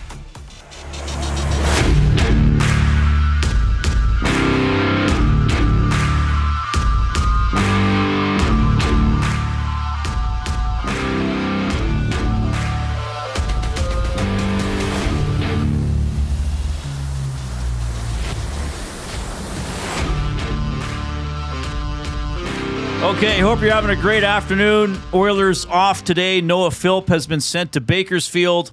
Oilers play the Avalanche tomorrow at Rogers Place. 7 o'clock game, so Tom and Hernan will have the GCL Diesel Oil Stream pregame show starting at 6 o'clock. Portions of this hour presented by the Canadian Brewhouse. Forget the roses. This Valentine's Day, grab your date for surf and turf at the Canadian Brewhouse. 7-ounce sirloin, blackened shrimp, wine, and the fixings. Just $69.99 for 2. Details at the CanadianBrewhouse.com. You a big Valentine's Day guy? No. Nor am I. No. It's a sham. It's a joke. It's a money grab. It's a money grab. I treat my wife like it's Valentine's Day every day. You really do? I do. I don't need inflated rose prices to make her happy. It's a joke. Oh, I'm seeing all the calendar pictures now from Glen Mall. I don't know why they weren't. Hernan is a leprechaun. He makes a really great leprechaun. He does make a great leprechaun. Wow, this is amazing. Well, and Jess Jackson inspired this. That's good stuff. All right, 780-218-9999 is the River Cree inbox. Not sure if we have anything new coming in. We did a lot earlier, but I'll throw this out there again just to recap it. And we are at 100 thumbs. So keep clicking away the thumbs up on YouTube. The next plateau is 130. We should be able to get there if everybody just participated right away and did it. I know we had somebody text in that they got caught at work with the show on the YouTube stream. Really, your boss should not be married about that. I just read Goat Farmer's text with the word married in it. He said I got married on Valentine's. Your boss should not be angry about that. 2 birds with 1 stone. Wow. That's actually smart. It's a good way to remember your anniversary. Your anniversary. Hey, Valentine's Day is coming up. Oh. That is smart. It's like I always feel bad for kids born on Christmas. Yeah. Or around Christmas. Because you've never really had the difference between your birthday and Christmas. It's always been jumbled. Yeah, into even if you one get we'll give you your Christmas gift on Boxing Day. It's like, well, okay. Yeah. I feel for you people. We feel for you, Christmas babies. All right. A few more things to talk about the Oilers here. So we talked about Jeff Skinner and the patience and the work from him and from the coaching staff. Let's hope it continues to come along here. I want to just touch on something else as well, and I know you want to get into some overtime stuff, Jay. The 3-on-1 in overtime. Okay, so when they this is going to sound weird. So when Draisaitl and McDavid broke off 2-on-1, now it wasn't perfect because Draisaitl was on his strong side. That's right. Usually you want McDavid down the left side and Draisaitl on the right side. But still, McDavid's carrying the puck down the right wing. As soon as Bouchard entered the frame, I was like, they're not going to score. Because I was thinking, okay, Bouch, you don't need to join the rush. It's a 2-on-1. And if this is a save or a shot that goes wide and rings around the boards and you're up, it's a 2-on-0 the other way. At least if you hang back and that happens, it's a 2-on-1. So, and then what did they do? It was McDavid to Bouchard to McDavid to Bouchard, and then he tried to go to McDavid again. Yeah, it was silly. I mean, shoot. The full overtime's on YouTube. I got to watch it again. So, yeah. Now, I will say this, because as I always say, there are two teams out there. I want to give credit to Seth Jones. He defended that as well as you could. And I know sometimes fans get frustrated with, well, why do players go down? If you do it to defend an odd man rush and you time it and put your body in the right angle, it can actually be a really smart play, right? So he sort of, I got to find it here again. Well, that's the too many men, which we are going to talk about as well. We're here, and okay, I'll save this because there's a lot to talk about on that play. So Chicago kind of had a chance. Bouch stole the puck. Bouch gets it to Draisaitl, who gets it to McDavid. And to me, and there's the two Chicago guys were behind Bouchard. Like, he should have just been like, wait a minute, I better just hang back. These two guys know how to handle a 2-on-1. So McDavid to Bouch, to McDavid to Bouch, and he tries to go back to McDavid. And Seth Jones, great play. And Leon's probably sitting there like, I'm not going to touch the puck. What is going on? Like, somebody fire the puck. I know these guys, and usually I in the past I've said with these guys, is there such a thing as overpassing? Rarely, but this might have been a case because, like, just like Bouch has to rip that, and quite frankly, as we've often said. If somebody wants to try to block Bouch's shot, good for them. I'm not saying I want Seth Jones to get injured, but if he's going to put his face in front of the puck, something might happen. So anyway, and then further to this, Jay, what about when then the Oilers get the puck back, Bouch weaves into the slot, or maybe it was a different sequence. What about when Soderblom almost fumbled the puck and Leon was behind him and he could have... Yeah, Bouch takes a slap shot. Soderblom drops it to play at one of his defensemen, fans on it, and the puck rolls into the top of the crease, and Leon was close enough that it was interesting. So I just wanted to bring up that 3-on-1 didn't matter because the Oilers still won the game. Well, and talk about the penalty too, right? I mean, we looked at it from the reverse angle, from the end zone angle, call it, because Bouchard, was that a sneaky play by Evan Bouchard? I know he was trying to spring Leon Draisaitl. I understand that. But the way he ripped that puck, and it was directly at the player, from the angle we looked, Bouchard's hand was already in the air calling for a penalty before it hit the skate of the Blackhawks player. It was, I mean, I don't know if you could at least say there was a part of him that was trying to draw that penalty. That was very, very smart. I don't know if he saw the line change before he passed the puck and thought, I'm going to put it off one of their legs and it'll be too many men. But certainly once he shot the puck, he realized that.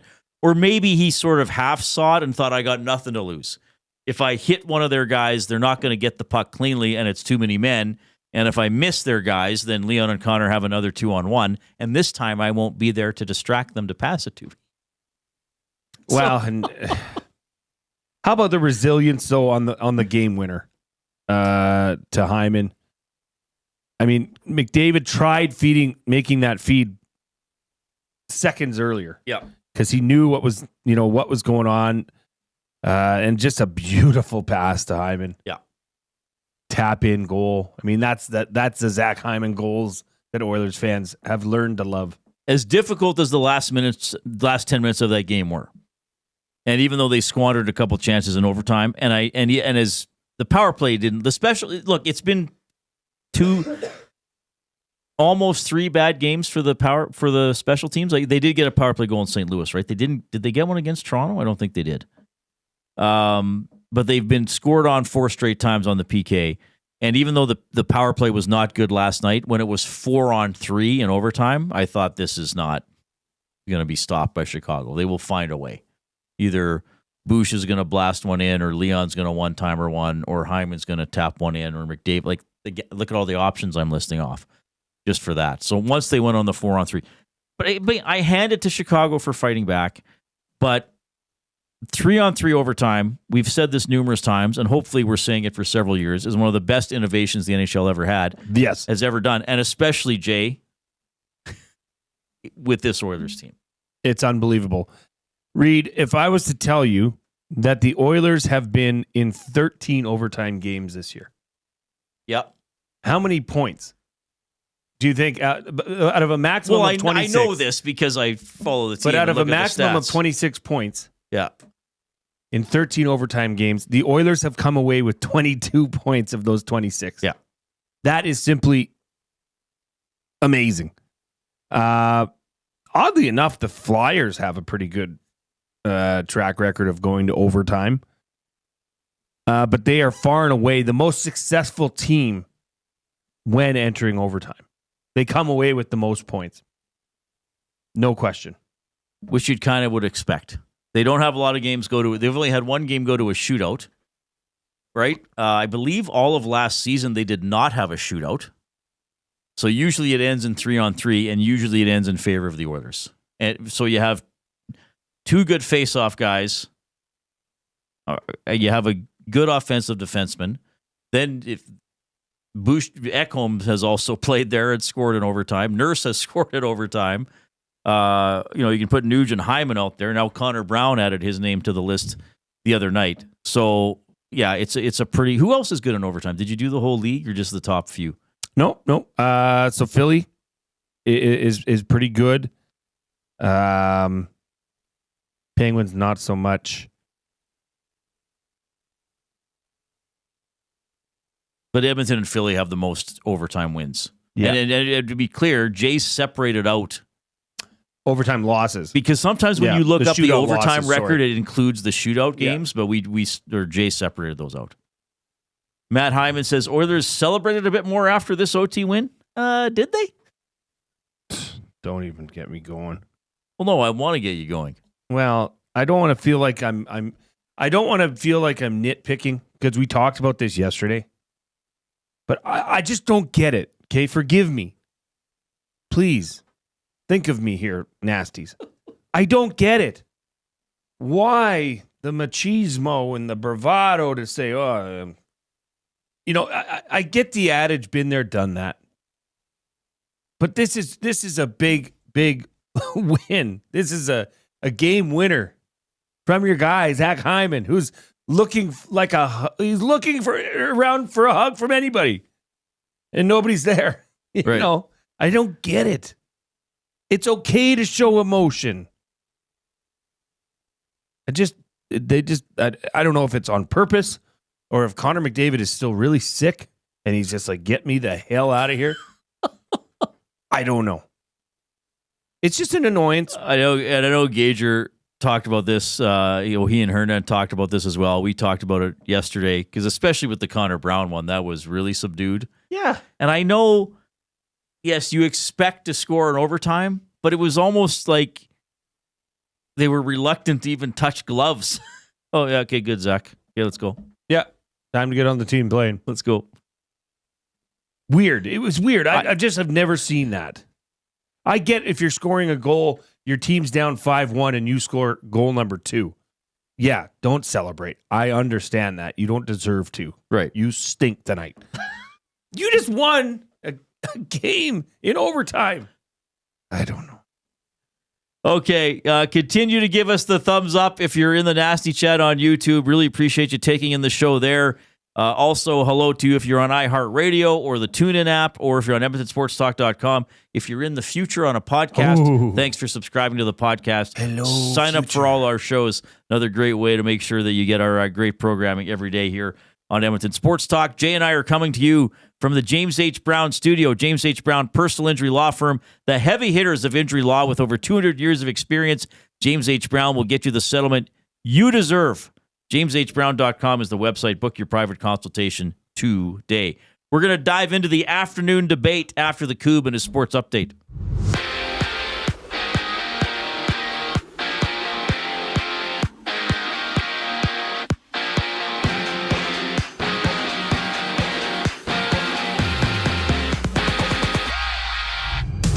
Noah Philp has been loaned to the Condors from Edmonton after he suited up in 12 games, notching 2 assists for the Oilers this season. And there's 9 games in the NHL. Seattle hosting Toronto, Devils and Golden Knights dropping the puck, while Carolina plays Minnesota. And according to TSN's Farhan Lalji, the Elks have agreed to terms with a couple former Stamps in punter Cody Grace and wide receiver Tyson Middlemost. In the NBA, the Toronto Raptors have sent Davion Mitchell to the Heat in exchange for PJ Tucker, second-round pick, and some cash. And on the court, Dallas tips off against Boston. The Magic and Nuggets throw down while the Warriors challenge the Lakers. And for stealing $17 million from Shohei Ohtani of the Dodgers, Ohtani's former interpreter, Ippei Mitsuhara, has been sentenced to 4 years and 9 months in prison while being ordered to pay $18 million in restitution to both Ohtani and the IRS. This sports update has been brought to you by Paramount Flooring. Proudly serving Edmonton and area for over 30 years, their showroom offers all the best and latest in flooring, tiles, and area rugs. Find them at the corner of 184th Street and 107th Ave as they're open 7 days a week. And tell them EST sent you for 10% off your next purchase. Shop in-store or online at ParamountFlooring.ca. The afternoon debate brings us back here on the Reid Wilkins Show. I'm Zachary Kubish, and that was your sports update. Get your fix every single game with the GCL Diesel Oil Stream pregame and postgame shows with Tom Gazzola and Hernan Salas. Whether it's breaking down the starting lineup, predicting key matchups, or diving deep into the game's biggest moments, Tom and Hernan are here to give you the best insight and analysis in the city. After the final horn, get the breakdown of every key moment, performance, and player reactions. It's your one-stop shop for all things game day. Catch the GCL Diesel Oil Stream pregame and postgame shows with Tom Gazzola and Hernan Salas, only on Edmonton Sports Talk, your clear choice for Edmonton sports. If you've been injured in a car collision, let James H. Brown and Associates, Alberta Injury Lawyers, protect your interests. They'll be there every step of the way to help answer your questions and help you get your life back on track. Trust Alberta's precedent-setting injury lawyers with their unrivaled experience, unrivaled results, and unrivaled commitment. When accidents happen, call James H. Brown and Associates, Alberta Injury Lawyers, 780-428-0088, or go to jameshbrown.com. Since 1952, William Huff has been the heartbeat of Edmonton's advertising world. From humble beginnings to a citywide powerhouse, we've been the go-to for signage from print to design and installation. Partnering with Edmonton's top sports franchises and major events, we've helped shape the city's global reputation. Our secret? Unmatched customer service, decades of experience, and a passion for excellence we call the William Huff Advantage. Visit us online at williamhuff.com. Food Sausages makes their meat with nothing but the best local ingredients. From chicken, beef, and pork, their gluten-free sausages are packed with flavor. Every single bite. Get a 10% discount when mentioning Edmonton Sports Talk in-store or use the code EST when shopping online at foodsausages.ca. Plus, you get free delivery on orders of $100 or more. Find them at 6736 99th Street. Food Sausages. You can't beat our meat. Thinking of you's working up my appetite. Looking forward to a little afternoon debate. Rubbing sticks and stones together make the sparks ignite. And the thought of loving you is getting so exciting. Sky rockets in flight. Afternoon debate. Afternoon debate.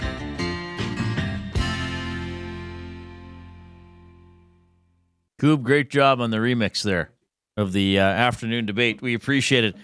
Before we dive into that, though, should get into the nasty chat for a second here. Somebody wanted to know your celebration, Jay. Mick Spizzosi, what's your go-to celebration when you score on a pick six? Anytime I would make an interception, then you can go to the tapes, Reid. You know what I would do? You can go to the U of A tape library. You can. I still have to bring in my all-Canadian tapes because you have to submit a tape, or at this time it was a CD, of your top plays to the committee that is voting on All-Canadians. And I have that. I'll have to bring it in. You know what I would do, Reid? I would stand up and run with purpose to the nearest referee and hand him the ball and run off the field. Every single time. You know why? Because I've done it a lot. And the lack of celebration of that, well, that was my celebration, was a respectful. Because here, get off the field. Let's go, boys. Job's done. Well, I think it was the type of thing that made you very recognizable. And if somebody was watching the game and the play-by-play person didn't identify you, a viewer would still know it was you. I know who you are. Jason Milne of the Reid Wilkins Show, 3 to 6 p.m. on Edmonton Sports Talk. Have you come at long last? To pick off my pass as well? I mean, there would be a celebration with the boys on the way off the field. Right. A lot of high fives, a lot of butt slaps.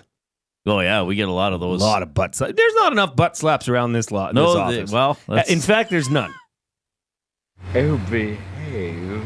I think I'm gonna bring that back. Okay. What do you think, Coob? Well, if HR Daddy's listening, I don't think he'd be too pleased. It's just it's a team. It is. You know? Are we playing baseball? Maybe not. Underrated butt slaps. Tom Gazzola. Duffman says, I think the lack of celebration was because they were exhausted. You could see it in the third when the Hawks started coming back. And this one comes in as well. Connor has had trouble with that because he's humble and doesn't like to show anyone up. But we've seen Connor celebrate quite emotionally. At times, yeah. Right? But I do think that there may have been some fatigue yesterday. Sure. The last 10 minutes, they did not look like themselves for sure. Let's dive into the afternoon debate presented by Edmonton Garrison Memorial Golf Club. Early bird golf memberships now on sale at the Edmonton Garrison Memorial Golf Club. Discounts for seniors and first responders, plus special rates for Sturgeon County residents. Enjoy GPS carts and awesome driving range deals. Inside, kick back, enjoy I just realized I have a typo. I have enjoy a ping. I believe that's supposed to be enjoy a pint. Let's go with ping. Or a pound of wings.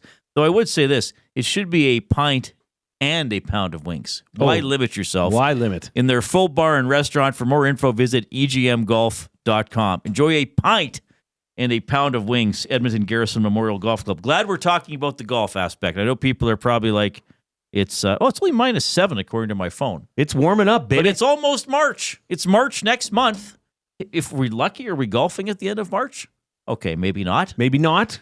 In 2 months from today, could people be golfing at the Edmonton Garrison No, Memorial you said Golf Club? we. Are we golfing? That means you have officially invited me. Oh, I would golf with you. To golf. Yeah, I would have no problem golfing. We've already golfed together. I would love to. No, actually, we did not golf together. We were golfed in in the separate same carts. tournament.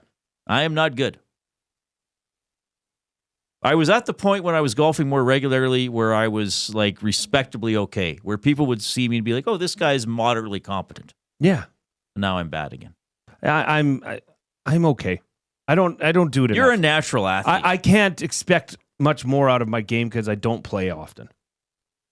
Well, that's the thing. I was at the point I was probably playing 15 to 20 rounds a year, Oh, which my by some word. people's standards isn't a lot, but that's once or twice a week once you get into the good weather. So you're kind of at least, okay, I'm doing this enough that the muscle memory's not completely fading. Are we in the trust tree? Well, I am. Okay, then I am too. There's, I feel guilty golfing. Why? At times. Now, if it's a tournament like we golf together, not together, but at Damon Bunting's charity golf tournament, right? Yeah. We did the EST tournament. But I feel as a father of three with a family at home, leaving them on a Saturday to go golf and be away for 7 hours. I don't like that. Yeah. I really don't. I think that, again, we're meandering here. I don't have the kids like you, but even I would have trouble with the time commitment of golf. The large majority of my rounds for the, 7 or 8 years was where I was playing 15 to 20 rounds. I think 1 year I might have got up to 22. I'd say usually I would play 18-ish rounds a year. I was a 6 a.m. guy.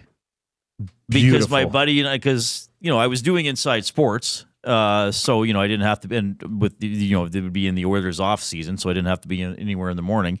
But I had a lot of days we were putting out at 9 a.m. Yes, because there's no. So I didn't have nobody to take a slowing day you off down. work. We went out early. Sometimes it's a little cheaper if you go that early too. So I really had it good with my golfing routine. Yes, that's a veteran move there, Riedrich. Afternoon debate for Edmonton Garrison Memorial Golf Club. You go. What do you have for me? What do you have? Oh, I want to get to this because somebody must have seen our tweet that we sent out, which we do for promoting our segments and our partners. Somebody sent one in, and it's good. Oh, really? Okay. Yes. What are we ranking here? Reid's top 3 formats. Or are we doing the top 3 now? Or are we doing, we're doing the debate now. We're doing the afternoon debate now. Oh, that's what's going on. That's the Edmonton Garrison Memorial My Curling Club, apologies. I'll wake up now. which I think you sold. Top 3 is food sausage, which I think you sold as well. That's true. and soon you're going to sell something else. Oh yeah, baby. Had some great meetings today. We'll leave it at that. Big things coming. Afternoon debate, bring it.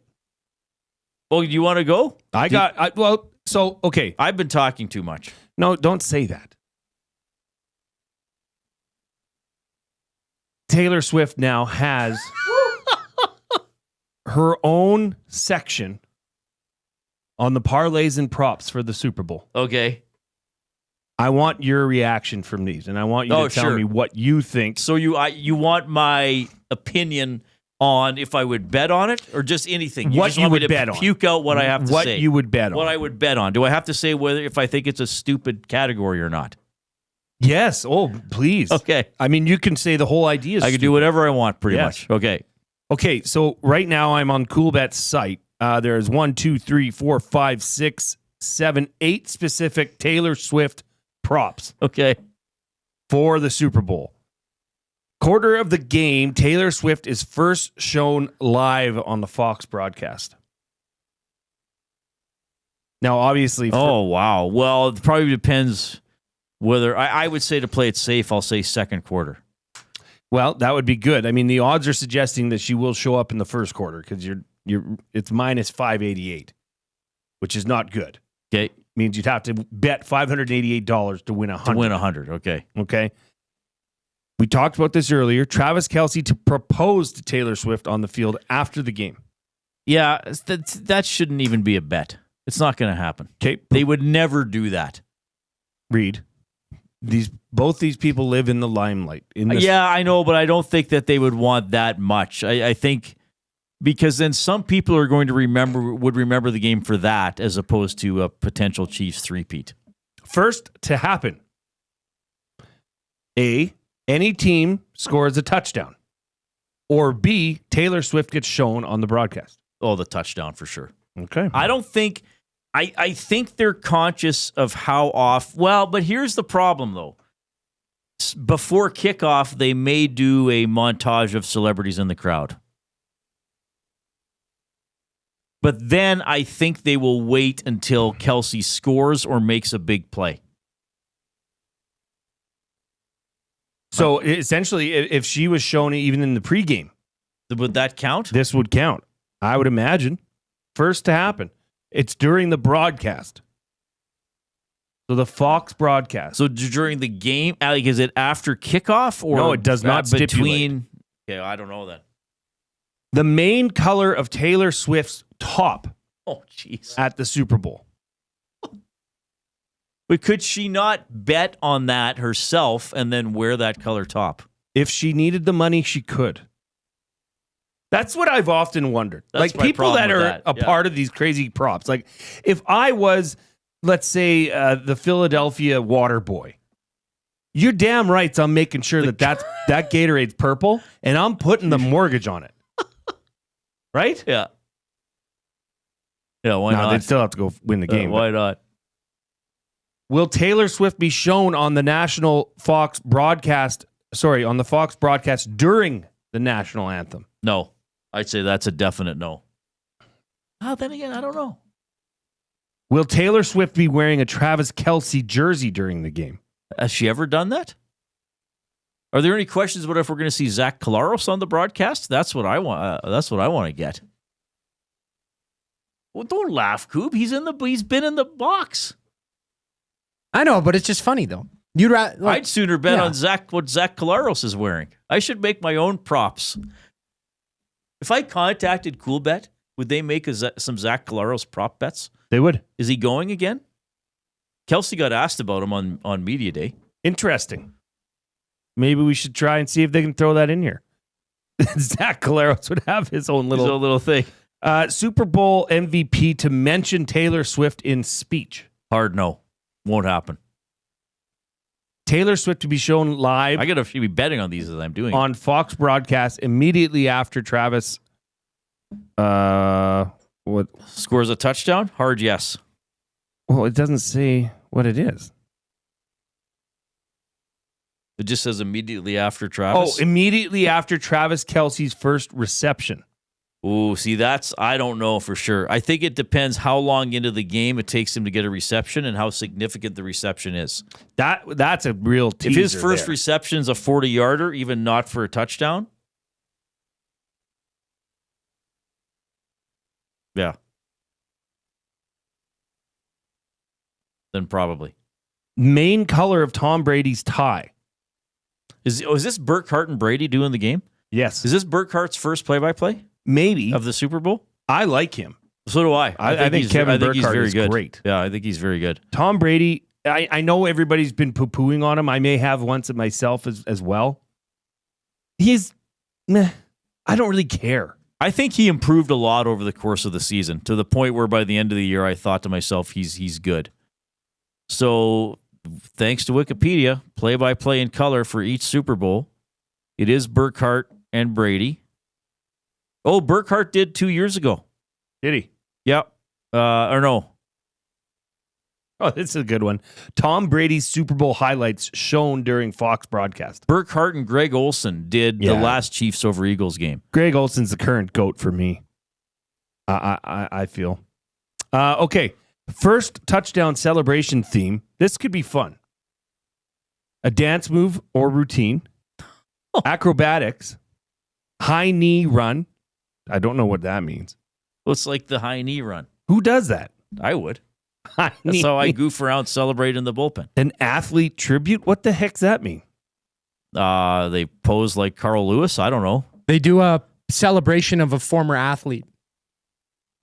Give me an example. Jeez, I'm trying to think on the top of my head. I don't know. The finger wag or something. Something like that. A movie/TV scene. How would they know for sure, though, if that's what they're doing? Exactly. Not taking that one. Real or imaginary prop? You got to be careful what it is, though. This is fascinating. Yeah, Kolaros was there. I think Kolaros was there the last 2 Super Bowls. I can't remember. You know, and it's funny why the separation from purple to orange to green to blue to red in the Gatorade is fascinating. What color is it usually? I don't know. Purple is the best or the lowest odds at plus 135. Red is plus 1200. That's 12-1. Oh, really? Maybe there's not a lot of red Gatorade. Maybe not. It is one of the weaker flavors, I must admit. Okay. I'm more of a blue guy. I thought there was a lot of blue. Blue is 6-1. Go for it, Reid. The afternoon debate for Edmonton Garrison Memorial Curling Club. We may have something else related to that and the Super Bowl when we get back. If you're texting us, 780-218-9999, the afternoon inbox presented by River Cree Resort and Casino, home of Tap 25 Restaurant. Entire menu, 50% off 7 days a week from 2 to 5 p.m. With the Nielsen Show with Dustin Nielsen and Lieutenant Eric. Weekday mornings 6 to 9 on EdmontonSportsTalk.com.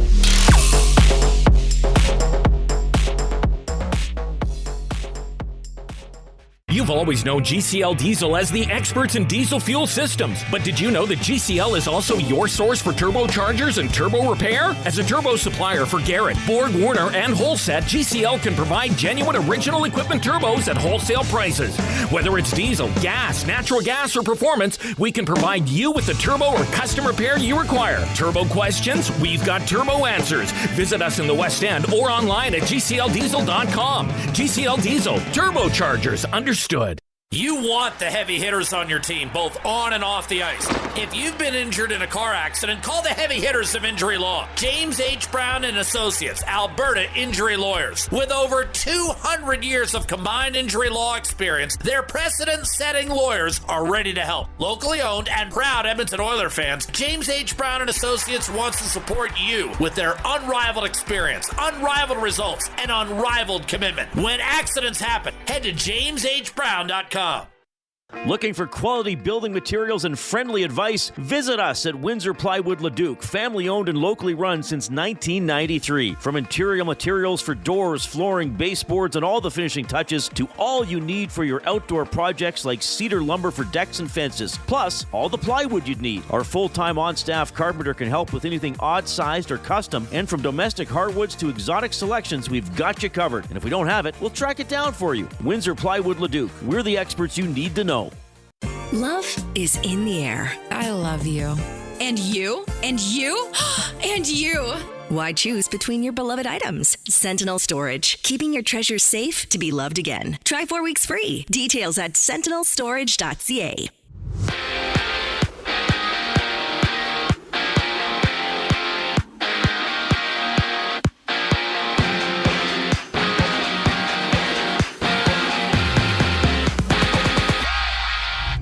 The Oilers have loaned Noah Philp to the Condors after he notched 2 points in 12 games for Edmonton this season. And 4 games to get underway in the NHL with Utah in Columbus. Sens and Lightning dropping the puck while the New Jersey hosts the Golden Knights. In the CFL, TSN's Farhan Lalji is reporting that the Elks are set to sign punter Cody Grace and wide receiver Tyson Middlemost, both former Stamps. And Shohei Ohtani's former interpreter Ippei Mitsuhara has been sentenced 4 years and 9 months in prison for stealing nearly $17 million from Ohtani's bank account. Mitsuhara has also been ordered to pay $18 million in restitution to split it between both Ohtani and the IRS. And there's 6 games on tap in the NBA, including Golden State in LA to meet the Lakers, Orlando and Denver tipping off while the Mavs play the Celtics. I'm Zachary Kubish, keeping you in the loop. The third hour of the Reid Wilkins Show starts right now.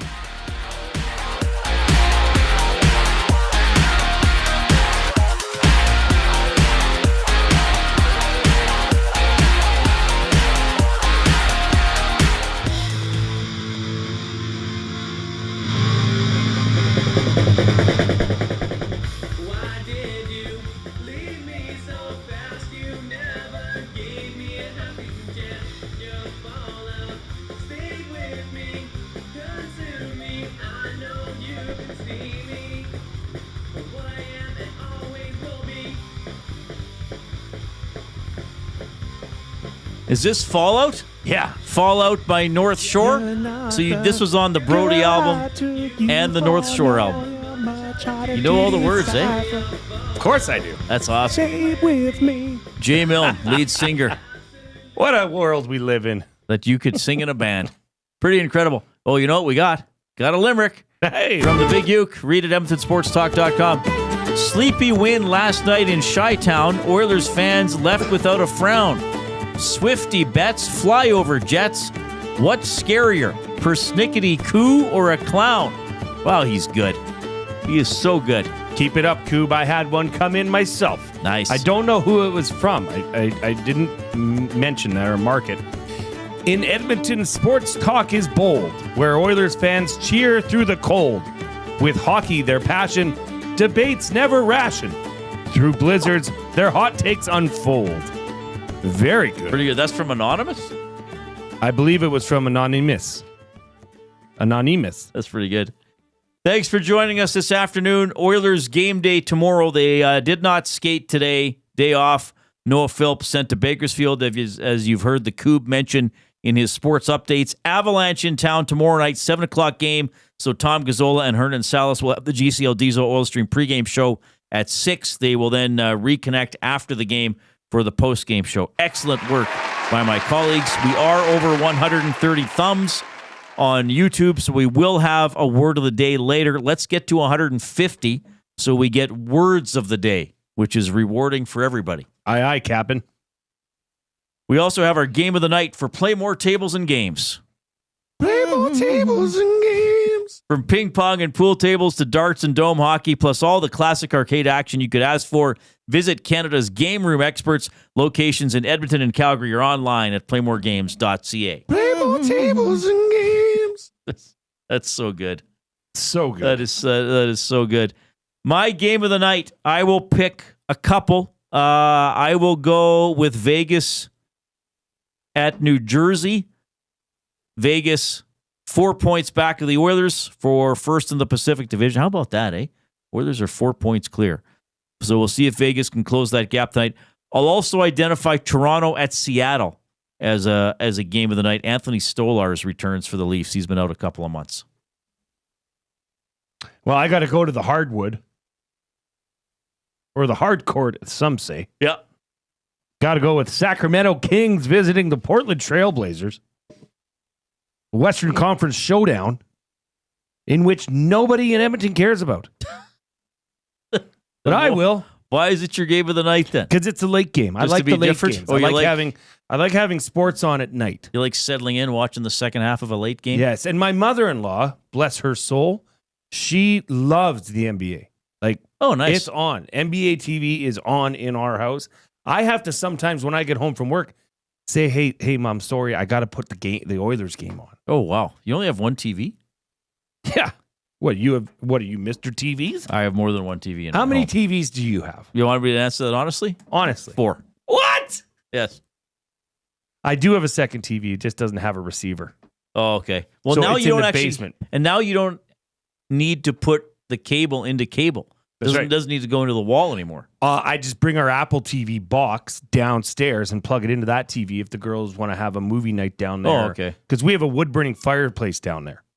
So sometimes we'll watch Sunday football, have a fire going. It's really majestic. One of the best things that I have is I have a smaller TV on the Peninsula counter in my kitchen. You do. Oh, it's perfect. So I can cook or be doing stuff in the kitchen. That is such a and Reid have something Wilkins on. thing. Do you have an like your shelves, your kitchen cabinets? Do you have an undermount radio that you just keep on 24 hours a day? No. That's my mom has one of those in her kitchen. Yes, of course. But now it doesn't get used as much. Of course. But yeah, and then I have a high chair type thing, like a high stool at my Peninsula, and it's great just to eat there and have the TV on. I'll often, like in the mornings, be having cereal and having Dustin or the Hangout on or whatever. It's great. Oh, fantastic. Yeah. Let's get up to 150 thumbs, everybody. People are doing a good job poking away at it.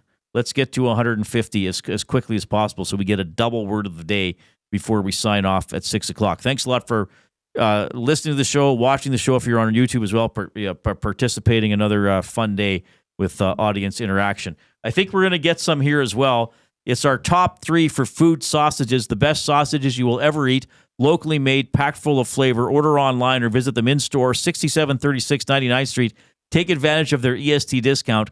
10% off your order by entering the online code EST or just mention Edmonton Sports Talk in the store, which is pretty cool. As Food Sausage says, you can't beat our meat. It's our top 3 formats better than the Four Nations. Yes. Now, so the premise of this is there's still a mid-season tournament that interrupts the NHL season. So what other formats could have we had to help pick the teams? Still revolving around hockey. Yeah, it's not gimmicky where we're saying, okay, they're all going to mud wrestle or something like that. Mine are very gimmicky. But not that. Up. Well, mine's kind of gimmicky as well. I think we're going to have 3 total. You know what's not gimmicky? I neglected part of the assignment. A listener sent this in on the River Cree inbox. I think this is actually good. Okay. Hey, Reid and Jay, the makers of the Four Nations tourney should have added a 5th team called Team International with all the best NHL players that aren't in the other 4 nations. Would have truly been a classic to watch. He comes West Coast ballsy guy. That would be neat. Take the Germans. Well, because you could have had Kopitar, Draisaitl. Yes. Well, there's more than that, but just the first off the top of my head, yeah. Yeah, that would be interesting. Ovechkin? Sure. I know. Yeah. Think of all the Czech players too. Yeah. Right? Lots. Now, would have increased the length of the tournament. Money. Yeah. That is a good one. Have Team International. Now I know people would say, well, the Team International. Well, Stutzel, another good one. Someone pick Team International for us. Do we leave out the Russians? Well, it's a little bit of a touchy subject. Yeah. My first one that I would submit would be the NHL age games. That's a great idea. So you got the young guns. Yeah. You got the guys under 25. Right. Yeah. You got the matures, but I'd like them called the matures, ages 25 to 30, and then the Silver Foxes, 30 and up. Okay, I had a similar thing.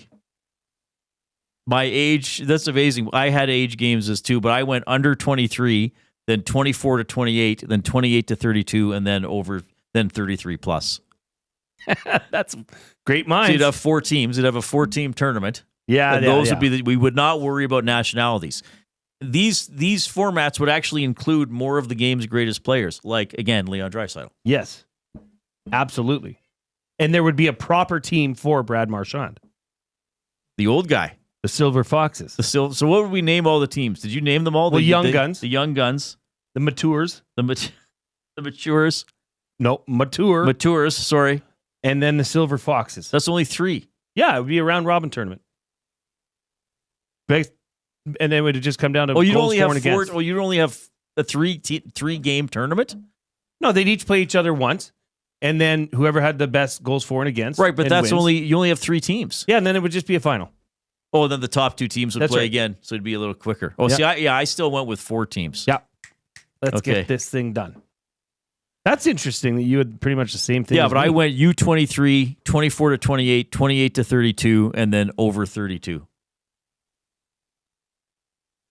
That's pretty good. The Big Duke says 28 to 32-year-old team would dominate. Probably. Now, would win. I don't know about dominate. Do you mind if I go again? Well, I know your last one, and it's really good, so I'm going to go. Okay, I have 2 more. I would still have national teams. Okay, so it's whatever. Well, it's a top 6 because we had one off the text line. We had kind of the same one, but different. I would still have teams divided up by nations, but I would have that all the right shot players were on one team and all the left shot players. So you'd have Team Canada left and Team Canada right. Oh my gosh. Or maybe I would just do that for Canada because we could have so many players. You'd have all the right shots on one team and all the left shots on the other team. Wow. You'd have a team of entirely left shot players. and a team of entirely right shot players. That'd be just as interesting as what they did now. Even down to the goalie, which glove you catch. Yes. Right? Yes. You'd have to pick. Yeah, that's right. Man, that would be interesting. We should come up with to Team Canada. We didn't actually pick these teams. Team Canada left could've. and Team Canada right. Yes. We should come up with that. That would be a hoot. Very good. The alphabet series. Okay. Now hear me out. All right. Hear me out. You break the entire NHL into 4 teams purely based on the starting letter of their last name. Okay, so surname. Surnames only. A to F, Yeah. Team 1. G to L, Team 2. Okay. M to R, Team 3. And S to Z, Team 4. So the M team would have McKinnon, McDavid, McCarr, Marner, and Matthews, just off the top of my head. Natchez would be on that team. I'm just looking at the top scorers in the league. Panarin would be on that team. Nylander would be on that team. They're all in the top 25 in scoring. They could put Kirill Marchenko from Columbus. He's 25th in scoring. Braden Point would be on that team. The M to R team would be really good without even looking at the rest. Kemper, Jacob Markstrom. Markstrom would be the Ottinger. goalie. Well, Kemper would be on the G to L team. My mistake. Oh, Rantanen would be on the M to R team. Marner. Yeah. You might have to cut it off before R. Pasternak would be on that team. Yes. That'd be a good team. I like that. So the A to F, G to L. Is there an equal number of letters in each? It's not exact, but it's pretty close. Well, it's 26 divided by 4, not quite. Maybe you could throw somebody in, maybe the R could join the S's because the Z's really a throwaway. So you could go Zadorov. Right. So M to, what's the letter before R in the alphabet? Q. So M to Q. R to Z. And then R to Z. Sure. So Rantanen gets on the other team. Well, Kachuk would be on R to Z. Your buddy Dylan Strome could make the tournament, probably in this format. Like he should. Or would he still be left out? It would be interesting. But you'd get Leon in. So here's the thing. The leading scorer, depending on what happens tomorrow, because there's still games Saturday too, right? Basically, by the time of the break, Leon Draisaitl will be first or second in the league in scoring. He will not be in this tournament. Kucherov is third. Now, the whole Russian thing, but he won't be in it. And then it's McDavid, Marner, Connor, Pasternak, Rantanen, Eichel, Hughes, Jack Hughes rounding out the top 10. So all the Hugheses, they'd be on the same team now anyway. Sam Reinhart would be the R to Z team. If we switch it to R to Z, that might not be a bad team. You should ask Crosby and Draisaitl would be on the same team. Chat GPT to make these teams. Pick the teams? Yes. I don't know if it would do it properly. Sure it would. No, it's not very good. Stützle. That would be a competitive tournament. I think it would. I think we're looking at the M team and thinking, McDavid, McCarr. Don't McKinnon. count out R to Z. Hey, there's a lot of depth at all letter positionings. Rob from LA says, how about a complete random draw of NHL players to fill out the rosters? Because I would, who actually cares about it? Well, that would be as good as anything else. Just put them all. So pick 88 players, right? And draw them all 22 on each team. Why not? Why not? Let's load them up. Now, how many people, I wonder 2 weeks from now, how many people are going to be saying, I'm so glad they had this tournament. Not Jay. You're decided that it's just not happening. I hope I'm pleasantly surprised. Obviously, we'll be covering it. We'll be talking about it. Well, we won't have any NHL to talk about, and it's still hockey. Got that right. So in Canada, so it's still going to be popular. That is our top 3 for food sausages, the best sausages you ever tasted. Tell us how you divide up the teams for the Four Nations Cup. Four Nations face-off. Pardon me. Pardoned. I am pardoned. Thank you, Mr. President. Okay. We have a very special guest. Yes, very interesting. He is he is a broadcaster, but he's also a listener. He's a nasty. He's been on the Hangout. Yeah. And we've talked about this person before going on a heavy metal cruise. 70,000 tons of metal. He's back, and we're going to catch up with Mark Rogers in a couple minutes.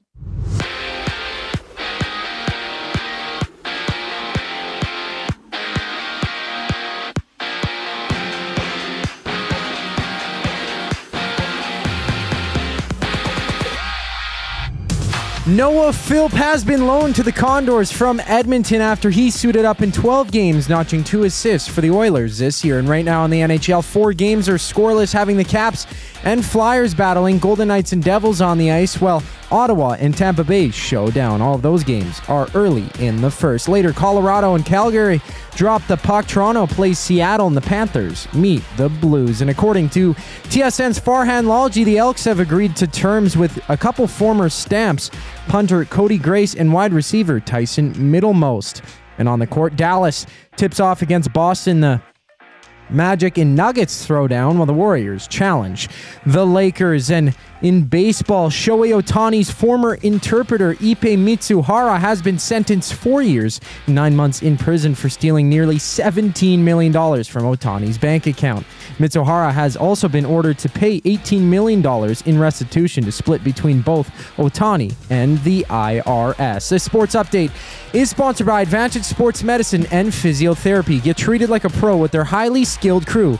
Whether you're recovering from an injury or looking to enhance your performance, Advantage Sports Medicine and Physiotherapy uses the same locker room approach that's trusted by the best in the game. Find them online at AdvantageSportMed.ca. Mark Rogers joins us to talk about 70 tons of metal on the other side of the break. I'm Zachary Kubish for your sports update. Get to know the winners, props, plays, parlays, and more with Nielsen and Hustler. Weekday mornings at 11 on The Lock Shop. Only on EdmontonSportsTalk.com. Hey Edmonton, ready to take advantage of lower rates and better pricing? South Fort Chevrolet in Fort Saskatchewan has you covered. From rugged trucks to sleek SUVs. And with over 40 years in business, you can trust that you're getting the best deal on your new ride. As the proud title sponsor of The Nielsen Show, EST listeners can drive a little to save a lot with South Fort Chevrolet's transparent pricing and down-to-earth sales team. Visit us today in Fort Saskatchewan or online at southfortchev.com. Hockey lives at the Canadian Brew House. Every Oilers game day, get $1 off tankards of Molson Canadian and Coors Light. Plus, you can win game tickets and a surf and turf dinner for 2 at the end of the season. Full details at thecanadianbrewhouse.com. Looking for a winning strategy for your retirement? Contact me, Joaquin Gage at K4 Financial, where expertise meets dedication. I will always look for a careful approach to your retirement, ensuring your financial future is secure. From tailored strategies to clear, actionable advice, I'm here to guide you every step of the way. Don't leave your future to chance. Get in touch with me, Joaquin Gage, today at k4financial.ca or email joaquin.gage@k4financial.ca to start planning for a brighter future and a more secure retirement. Your home for live music and great performances is the River Cree Resort and Casino. On the patio, there's whiskey in the jar. March 14th, don't miss the Kings of Celtic. The legendary Irish Rovers play the venue at the River Cree. Hey boys, sing us a song. One of the old ones and we sing along. Get your tickets at rivercreeresort.com. River Cree Resort and Casino. Excitement, bet on it.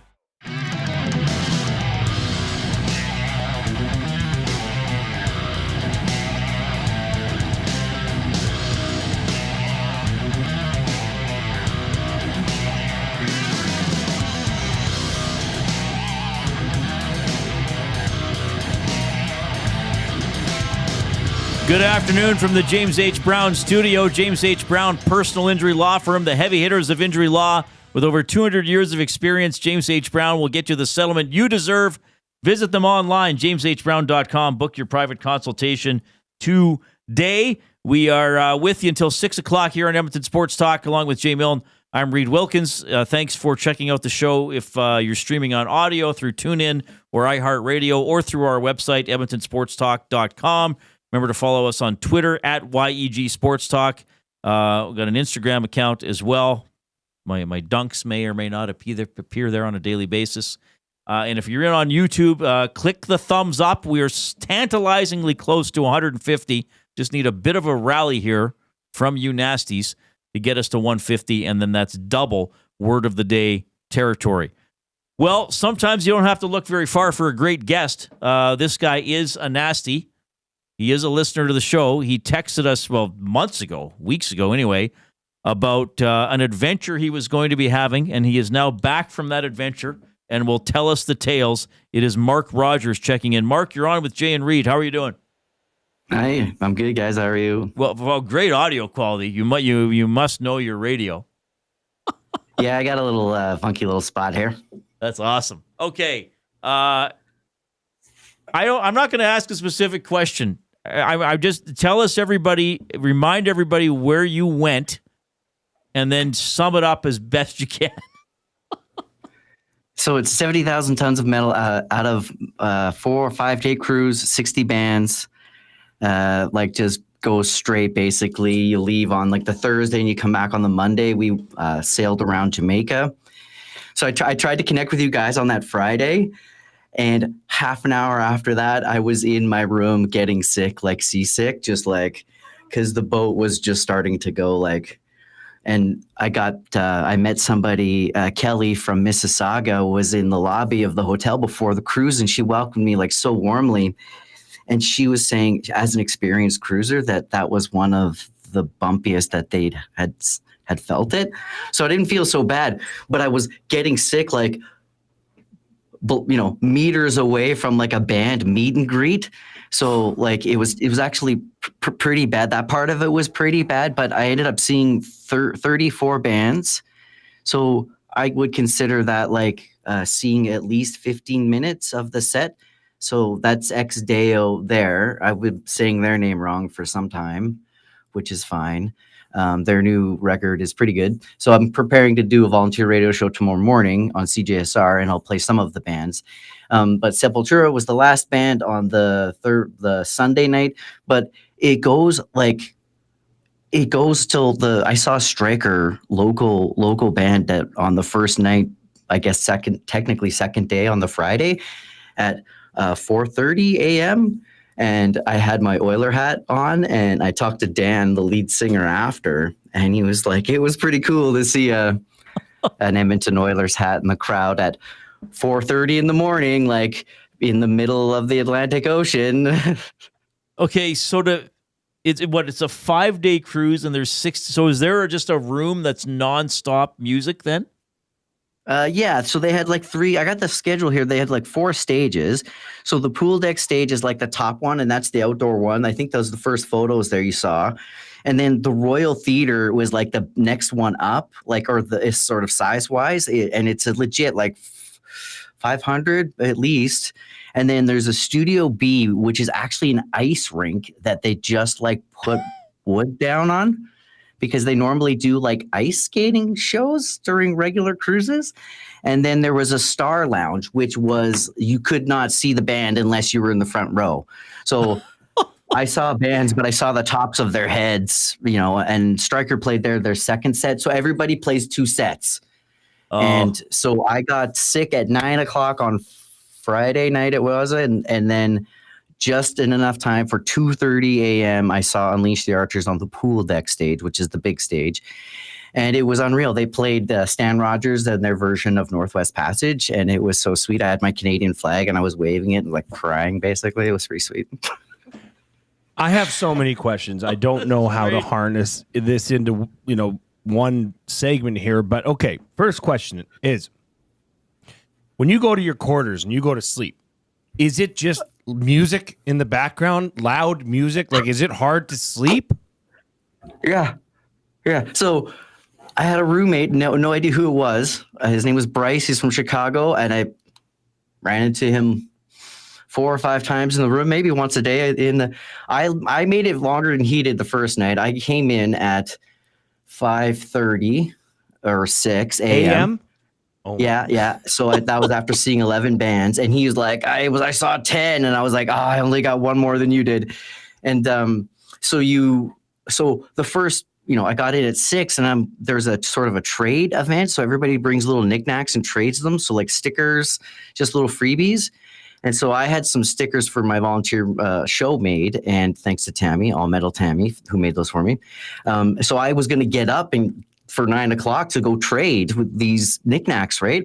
And the music came on in the room, and I thought it was his alarm. I was like, oh, right on, dude. Like, you're hardcore, like wicked music at like 8 a.m. Right on, dude. But it actually came pumping into your room, and we realized there's a volume knob, so we just turned it off. But the music came on at 9 a.m. and it was like, blah, like it was just like, it was great though. It was a total blast. It was totally awesome. So are you like shoulder to shoulder? Is this ship packed with metalheads? So I was talking to one of the guys. Trying to think, like, when you eat, is it just with a bunch of people? Are you headbanging while you eat? Is there a no metal zone that is safe and secure so you can get away? Not really, no. When you walk into the free cafeteria, like the main dining area on the top of the ship, you have to wash your hands. And there is an attendant there, and they will sing or growl or do all sorts of things. And they'll say washy. It's a washy washy. They have a sash that says washy washy, and so she's singing washy washy like a zombie, like for the Cranberry song, washy washy. There's people getting photos with these people. There's like somebody made a sticker in like super cliche metal logo that said washy washy, but it just looked like metal. So someone made stickers for them. So that's like one of the little things that's like a cultural thing that's different, like on the metal cruise, right? Because they flip them over, like the cruise ships, they just flip them over. They kicked us off the boat by 8 a.m. so they could flip it and just get going again because they can't afford to just sit there, right? So, Mark, what would you say? And even though this could have been the greatest trip you've ever been on in your life, but I want to ask you if you can answer, what was the best part about 70,000 tons of metal, the cruise, and what was the worst part about 70,000 tons of metal? Okay, I did mention the part earlier about Unleash the Archers singing Northwest Passage at like 3 a.m. in the middle of the Atlantic Ocean, and it's an important song for them as Canadians, and Brittany talked about, and then I got an interview with Brittany from Unleash the Archers, so that was like kind of bonus, like I'll use it for my volunteer show, and so a lot of like, so that was really like the peak was for me was that. But Sepultura was like, I waited. There was a guy living in Victoria moved from Brazil, but he's actually a software developer, but he's a camera guy. So he's they have a 70,000 tons or 70K TV crew. And so they'll get footage. So I was parked right beside one of the main, like right in the center, to see Sepultura last show on Sunday night at 11:30. So I got there at like 10:30. So I waited, and I get there, and he's like, "We need to put a tripod like right where you're at." I'm like, "Okay." So I just slid one over, and he was like, "That's fine there." And like I turned around in the middle of the show, and it was like absolutely packed behind me. But it took me, I had to wait for a good half an hour for sure to get that best spot. So that was Sepultura. So like just that was their last, like this is their last year they're playing. So that was like the peak. And then the kind of worst part, like I guess I got a hotel that was like not in the best part of town before the cruise, I guess. I don't know. And then I kind of got lost a little bit downtown there, and Eddie, the Uber driver in downtown Miami, saved my butt because I was trying to walk back to the hotel, but there was construction, so that wasn't a cruise thing. But I mean, the price of the beers made it a little, it just didn't have any because they were. I was actually should have really just tried one. They had these like super cans of Foster's, but it's like a wide can and a tall can. It's like a little mini keg. And people were like two-fisting these things, like just walking around with these things, just boom, boom. And I was like, how are you doing this? And the boat is going like this. And I'm just like, how are you drinking this much? It was just like, whew. So the beer prices, I guess, I don't know. There's really not like a lot of, just the fact that is the most expensive trip I've, and where, I don't know if I could sustain going every year, but I guess that's the worst part. Like, cause I go up to the North Country Fair in June and I can get in for I volunteer some hours and maybe cost me $100 to get in and some gas to get up there. And it's kind of it. Right. So, but there's so many things that are the same. Bands stay up all night and play. Same thing at the North Country Fair, but everybody's happy and everybody's friendly and just really enjoying being there. So that's the same thing as the North Country Fair. I found almost the same thing. Mark, this was incredible. Thank you for following through. And I know you tried to come on before, but it didn't work. But thanks for telling us about the experience. I wanted to have you on so I could imagine what it was like. And I still feel like it's just it's mind blowing. So thank you for sharing that. The boat is shocking. It's huge. It's kind of hard to describe. So that's one thing that you can't really. You'd have to go. If you ever been on a honking cruise ship, I guess you know what I'm talking about. Right. But the scale is just mind blowing, and the crew, everybody's just super lovely. So thanks for having me. Thanks, Mark, and thanks for listening. Thanks for being a nasty as well. We appreciate it. That is Mark Rogers. 70,000 tons of metal. He was 60 bands just going almost around the clock. My goodness, that is remarkable. I could tell how much he enjoyed that experience. Good for him. I don't know if I could do that. I don't know. Coob, I know that the heavy stuff is your genre of choice. Could you do that? It would be definitely a feat that I would have to accomplish. There should have to be some sort of training, I guess, to experience that much metal in such a short amount of time. Because I love music. I go to concerts and stuff like that. And I've been to a few metal concerts where you see 5 bands in 4 hours, 4.5 hours or something like that. And even that, after that, I'm I need a day to recover. Sure. So there's no recovery period. I almost have to, you'd have to go through some sort of regiment to be able to endure that. And to have an alarm clock basically just set for you with the music, that's pretty crazy. I don't think today, if you set me out there, I could do it, but I would definitely try. I would never, ever, ever. And the biggest reason for that is because I hate the thought of being on a cruise ship in the middle of the ocean. Terrifies me. No bueno. This guy ain't doing it. You watched the Titanic once and you're like, I'm never getting on a boat. No. I took a ferry from Vancouver to the island and I thought my life was ending. Oh, really? Okay. It was at night too. I've never been on a cruise. I've been on a ferry across Puget Sound. Brutal. To go to Seattle to Bainbridge Island, which I don't think would be as far as Vancouver to Victoria. Yeah. Ugh. Mm-mm. That was incredible. And you could tell how much. I'm just glad Mark had that experience. Mm-hmm. You could tell it was perfect for him. Yes. I unfortunately got a little sick, but I'm glad he came on and updated us and updated the nasties. That was great. Can you imagine performing in the what ship it was is like listing? For the performers? Yeah. I know Def Leppard did a cruise once, and Joe Elliott, the lead singer, got sick. So they had to come out and share sort of the vocal duties, and then they did some covers that they were more comfortable singing. Wow. But yeah. All right. Incredible stuff from Mark Rogers, his tales of the 70,000 tons of metal cruise. All right, we topped 150, so we got a double word of the day coming up. Here comes the Coupe.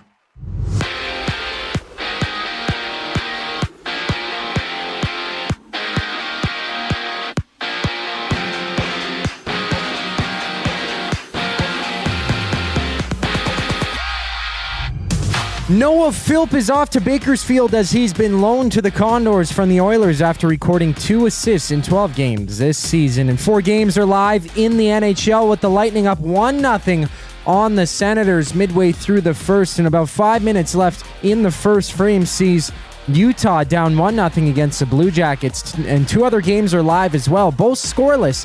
Capitals battling the Flyers and the Golden Knights taking on the Devils. And according to TSN's Farhan Lalji, the Elks have agreed to terms with a couple former Stamps in punter Cody Grace and wide receiver Tyson Middlemost. And in the NBA right now, it's the Mavs up 5-4 early on the Celtics before the Rockets challenge the Timberwolves and the Magic throw down against the Nuggets. And in baseball, Shohei Ohtani's former interpreter Ipe Mitsuhara has been sentenced 4 years and 9 months in prison for stealing nearly $17 million from Ohtani's bank account. Mitsuhara has also been ordered to pay $18 million in restitution to both Ohtani and the IRS. The final segment of the Reid Wilkins Show brings us back on the other side of the break. I'm Zachary Kubish, keeping you in the loop.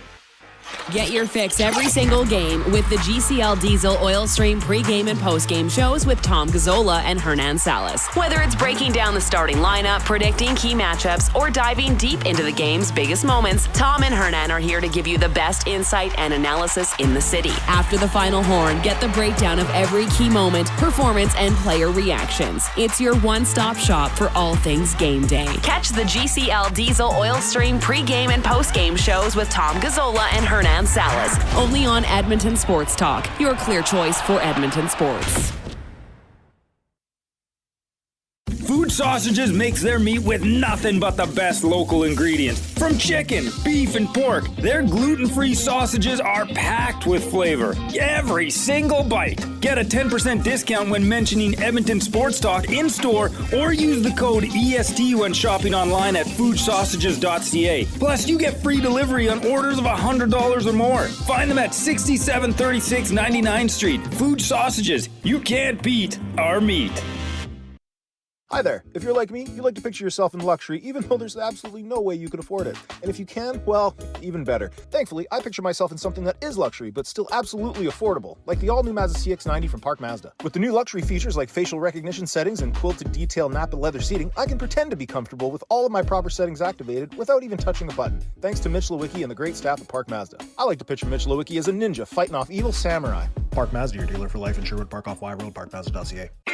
Your brand deserves more than just a whisper, it deserves a buzz. At the Hive Product Marketing, they specialize in promotional products that bring the buzz. From eye-catching giveaways to unforgettable keepsakes, they got the perfect products to make your brand stand out and get noticed. Visit the Hive Product Marketing and let them create the buzz your business deserves. The Hive Product Marketing, the official merch partner of Edmonton Sports Talk. Visit them online at thehiveproductmarketing.com.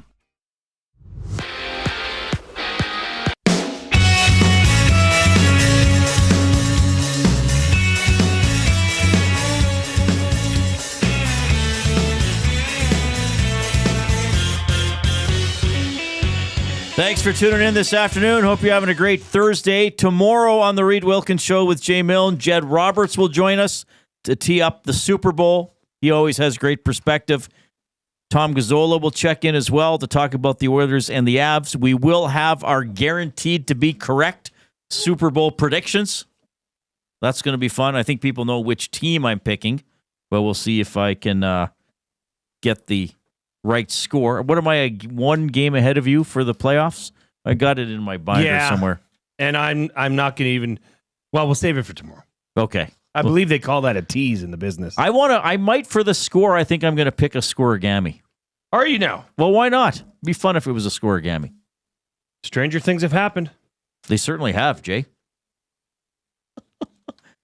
Grumpy Cat. I know who you are.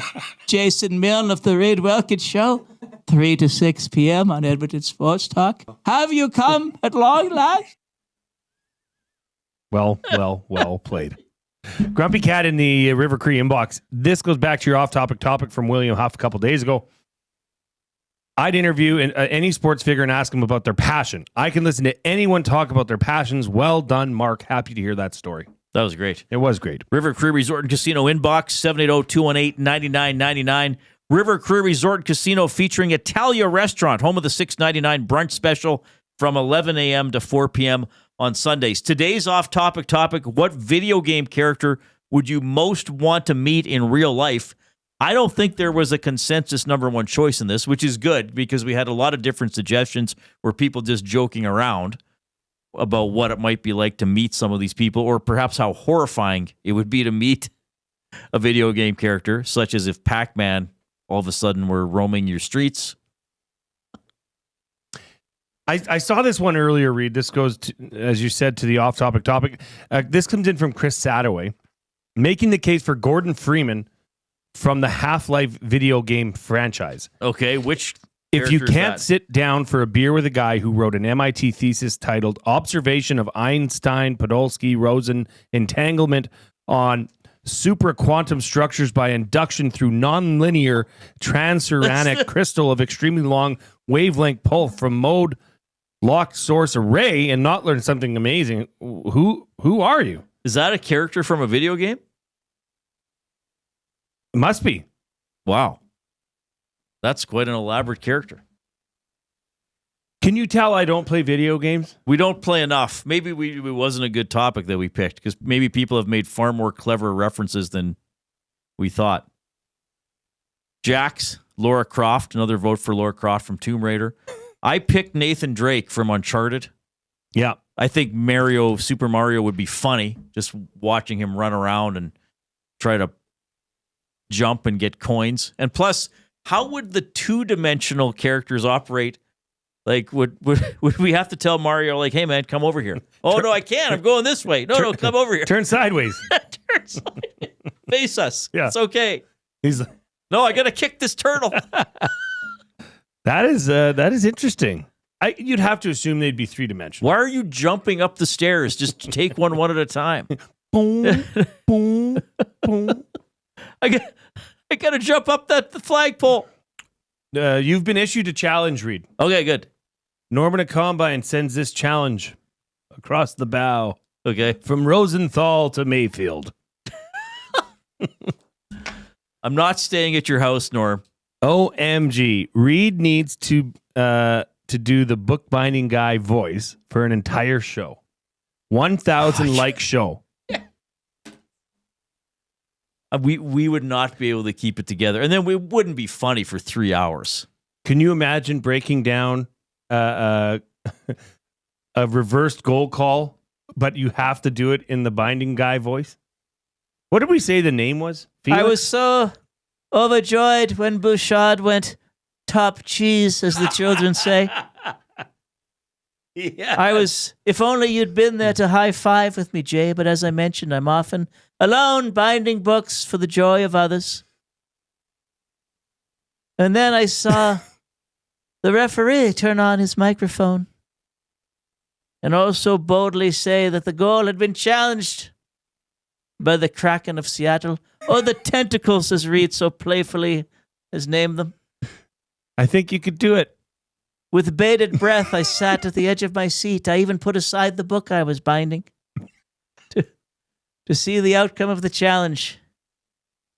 And lo, behold, John Klingberg had indeed proceeded to the puck across the blue line, landing me in a world of dismay, so much so that I put off my book binding until the next morning. I don't know what I'm doing with that voice now. It keeps changing every time. If people who listen to me on Inside Sports, they should know I have about 2 voices, and I can't do either one of them consistently.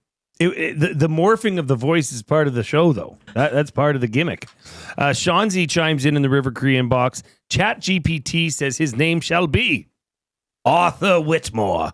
Arthur Whitmore? Arthur Whitmore. I feel reluctant to name him myself, but people can call him whatever they want. I like Felix. I don't know why. Felix just sounds right for a little old man carrying a candle. Is he little, though? Yes, very much so with his back bent. Like poor posture from all the bookbinding over the years. When I was doing this yesterday, I know who you are.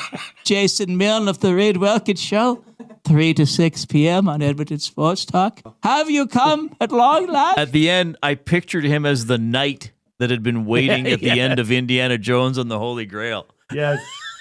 Sort of, not with the armor on, but sort of that type of face. Though remember, this guy lives in a well-populated area of Edmonton.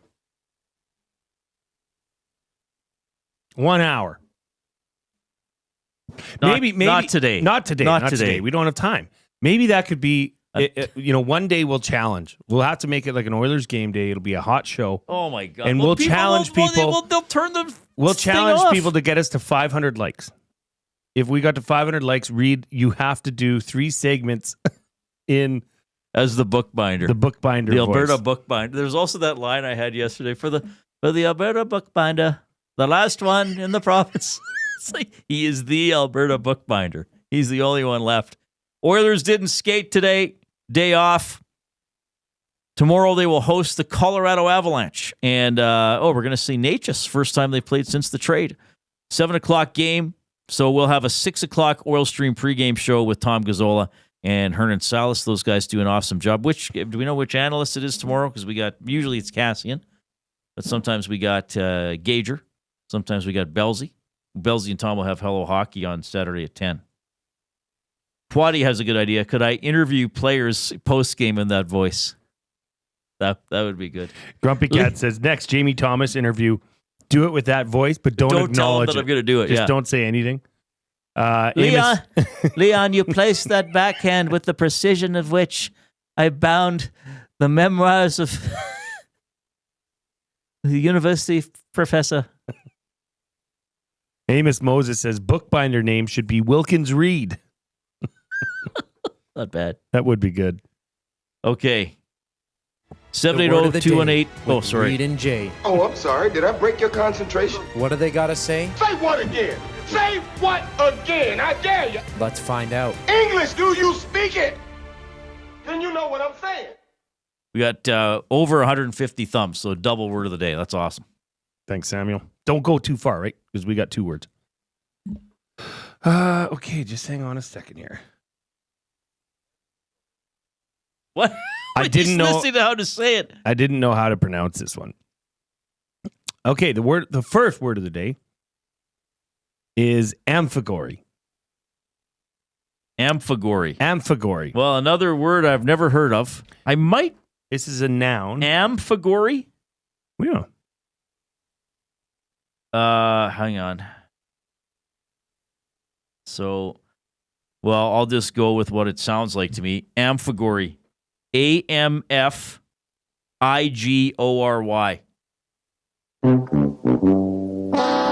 Not even close, probably. Very close. PH. Amphigory.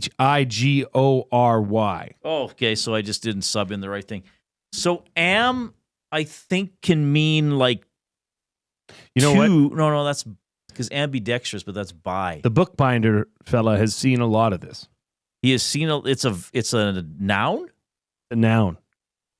Amphigory is a noun. Okay. And the bookbinder would have seen a lot of this. It's amphigory, not amphigory. Amphigory. Not that would help me with the definition. I'm just stalling now. Sorry, Jay. How do you pronounce that word I have no clue about again? Okay, do you want me to use it in a sentence? Yes. My please. essay devolved into an amphigory as I ran out of ideas. I will say an incomplete piece of writing, or a rambling piece of writing, perhaps. I gave it to you. Yeah. Well, it's a meaningless or nonsensical piece of writing. Is an amphigory. Oh, that's we can use this. This show is sometimes amphigory, except it's not a piece of writing. I don't know if I should get a full point for that. Would you say amphigoros? Amphigoros, I guess. Yeah. I guess, right? Okay, Samuel L., can you come back in here? Oh, there he is. Easier. The word of the day with Reid and Jay. Oh, I'm sorry. Did I break your concentration? What do they got to say? Say what again? Say what again? I dare you. Let's find out. English, do you speak it? Then you know what I'm saying. Another word. The second word of the day, nomenclature. Oh, I know what this is, but I'm going to have to... Okay, nomenclature. Nomenclature.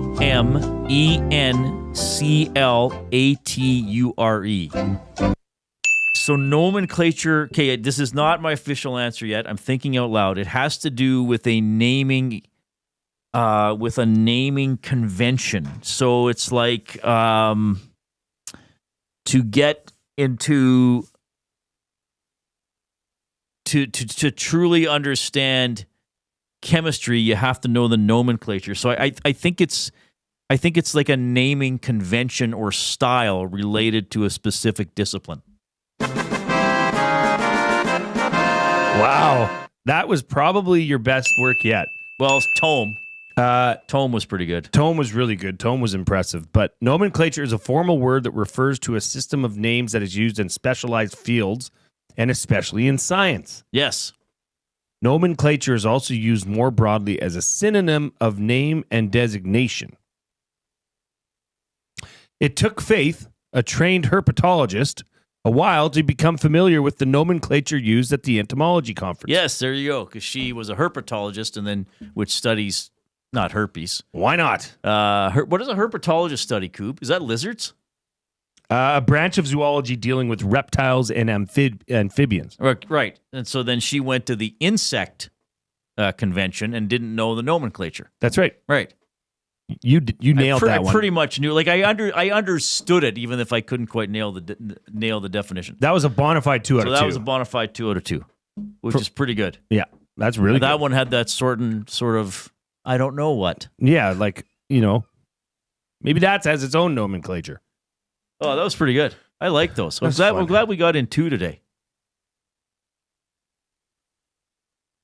Good thumb total, 159. Not bad. Wow. Good job, everybody. That was great. Were people texting in did they take guesses on the River Cree inbox? No guesses today. Usually Chief Andy is in there usually he gets it. Chief Andy's very good. Chief Andy is very good. Probably busy in his secret library with his tomes. With his tomes, researching proper nomenclature. There you go. Yeah, you could use a tome to get ancient nomenclature, perhaps. Too much. We're too self-referential at this point. All right, fun show, everybody. We had a lot of Oilers talk. We talked about video games. We talked about... What else did we talk about? Hockey. The Four Nations face-off. A lot of Oilers stuff. That's going to be... I hope that's a good game tomorrow, that we go into the Four Nations with a bang. I think it's a big one. They do play tonight in Calgary, right?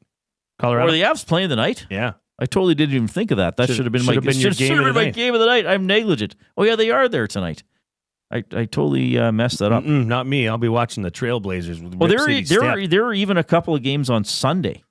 Just 2, Utah, Washington, Tampa Bay, Montreal. Most teams are done either tomorrow or Saturday for the upcoming and illustrious Four Nations face-off. All right.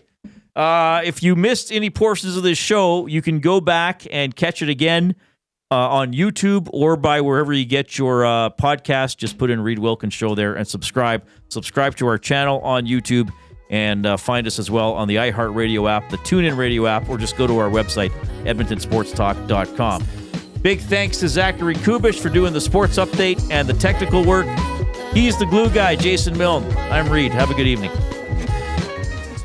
Delivers a mass audience of key influential customers to your business, all while you associate your company brand with the biggest names, the hottest sports news, and teams from every league around the globe. Oilers and Elks, NHL, NFL, Major League Baseball, and the association, Formula One, soccer, golf, oh sweet mama! The excitement is palatable on Edmonton Sports Talk. It's where fans go to get their sports fix and where our partners find the most loyal consumers. Contact us today and see how our team on Edmonton Sports Talk can score the biggest goals for your business. With various advertising options available, email business@edmontonsportstalk.com or head to our website and send a message at edmontonsportstalk.com.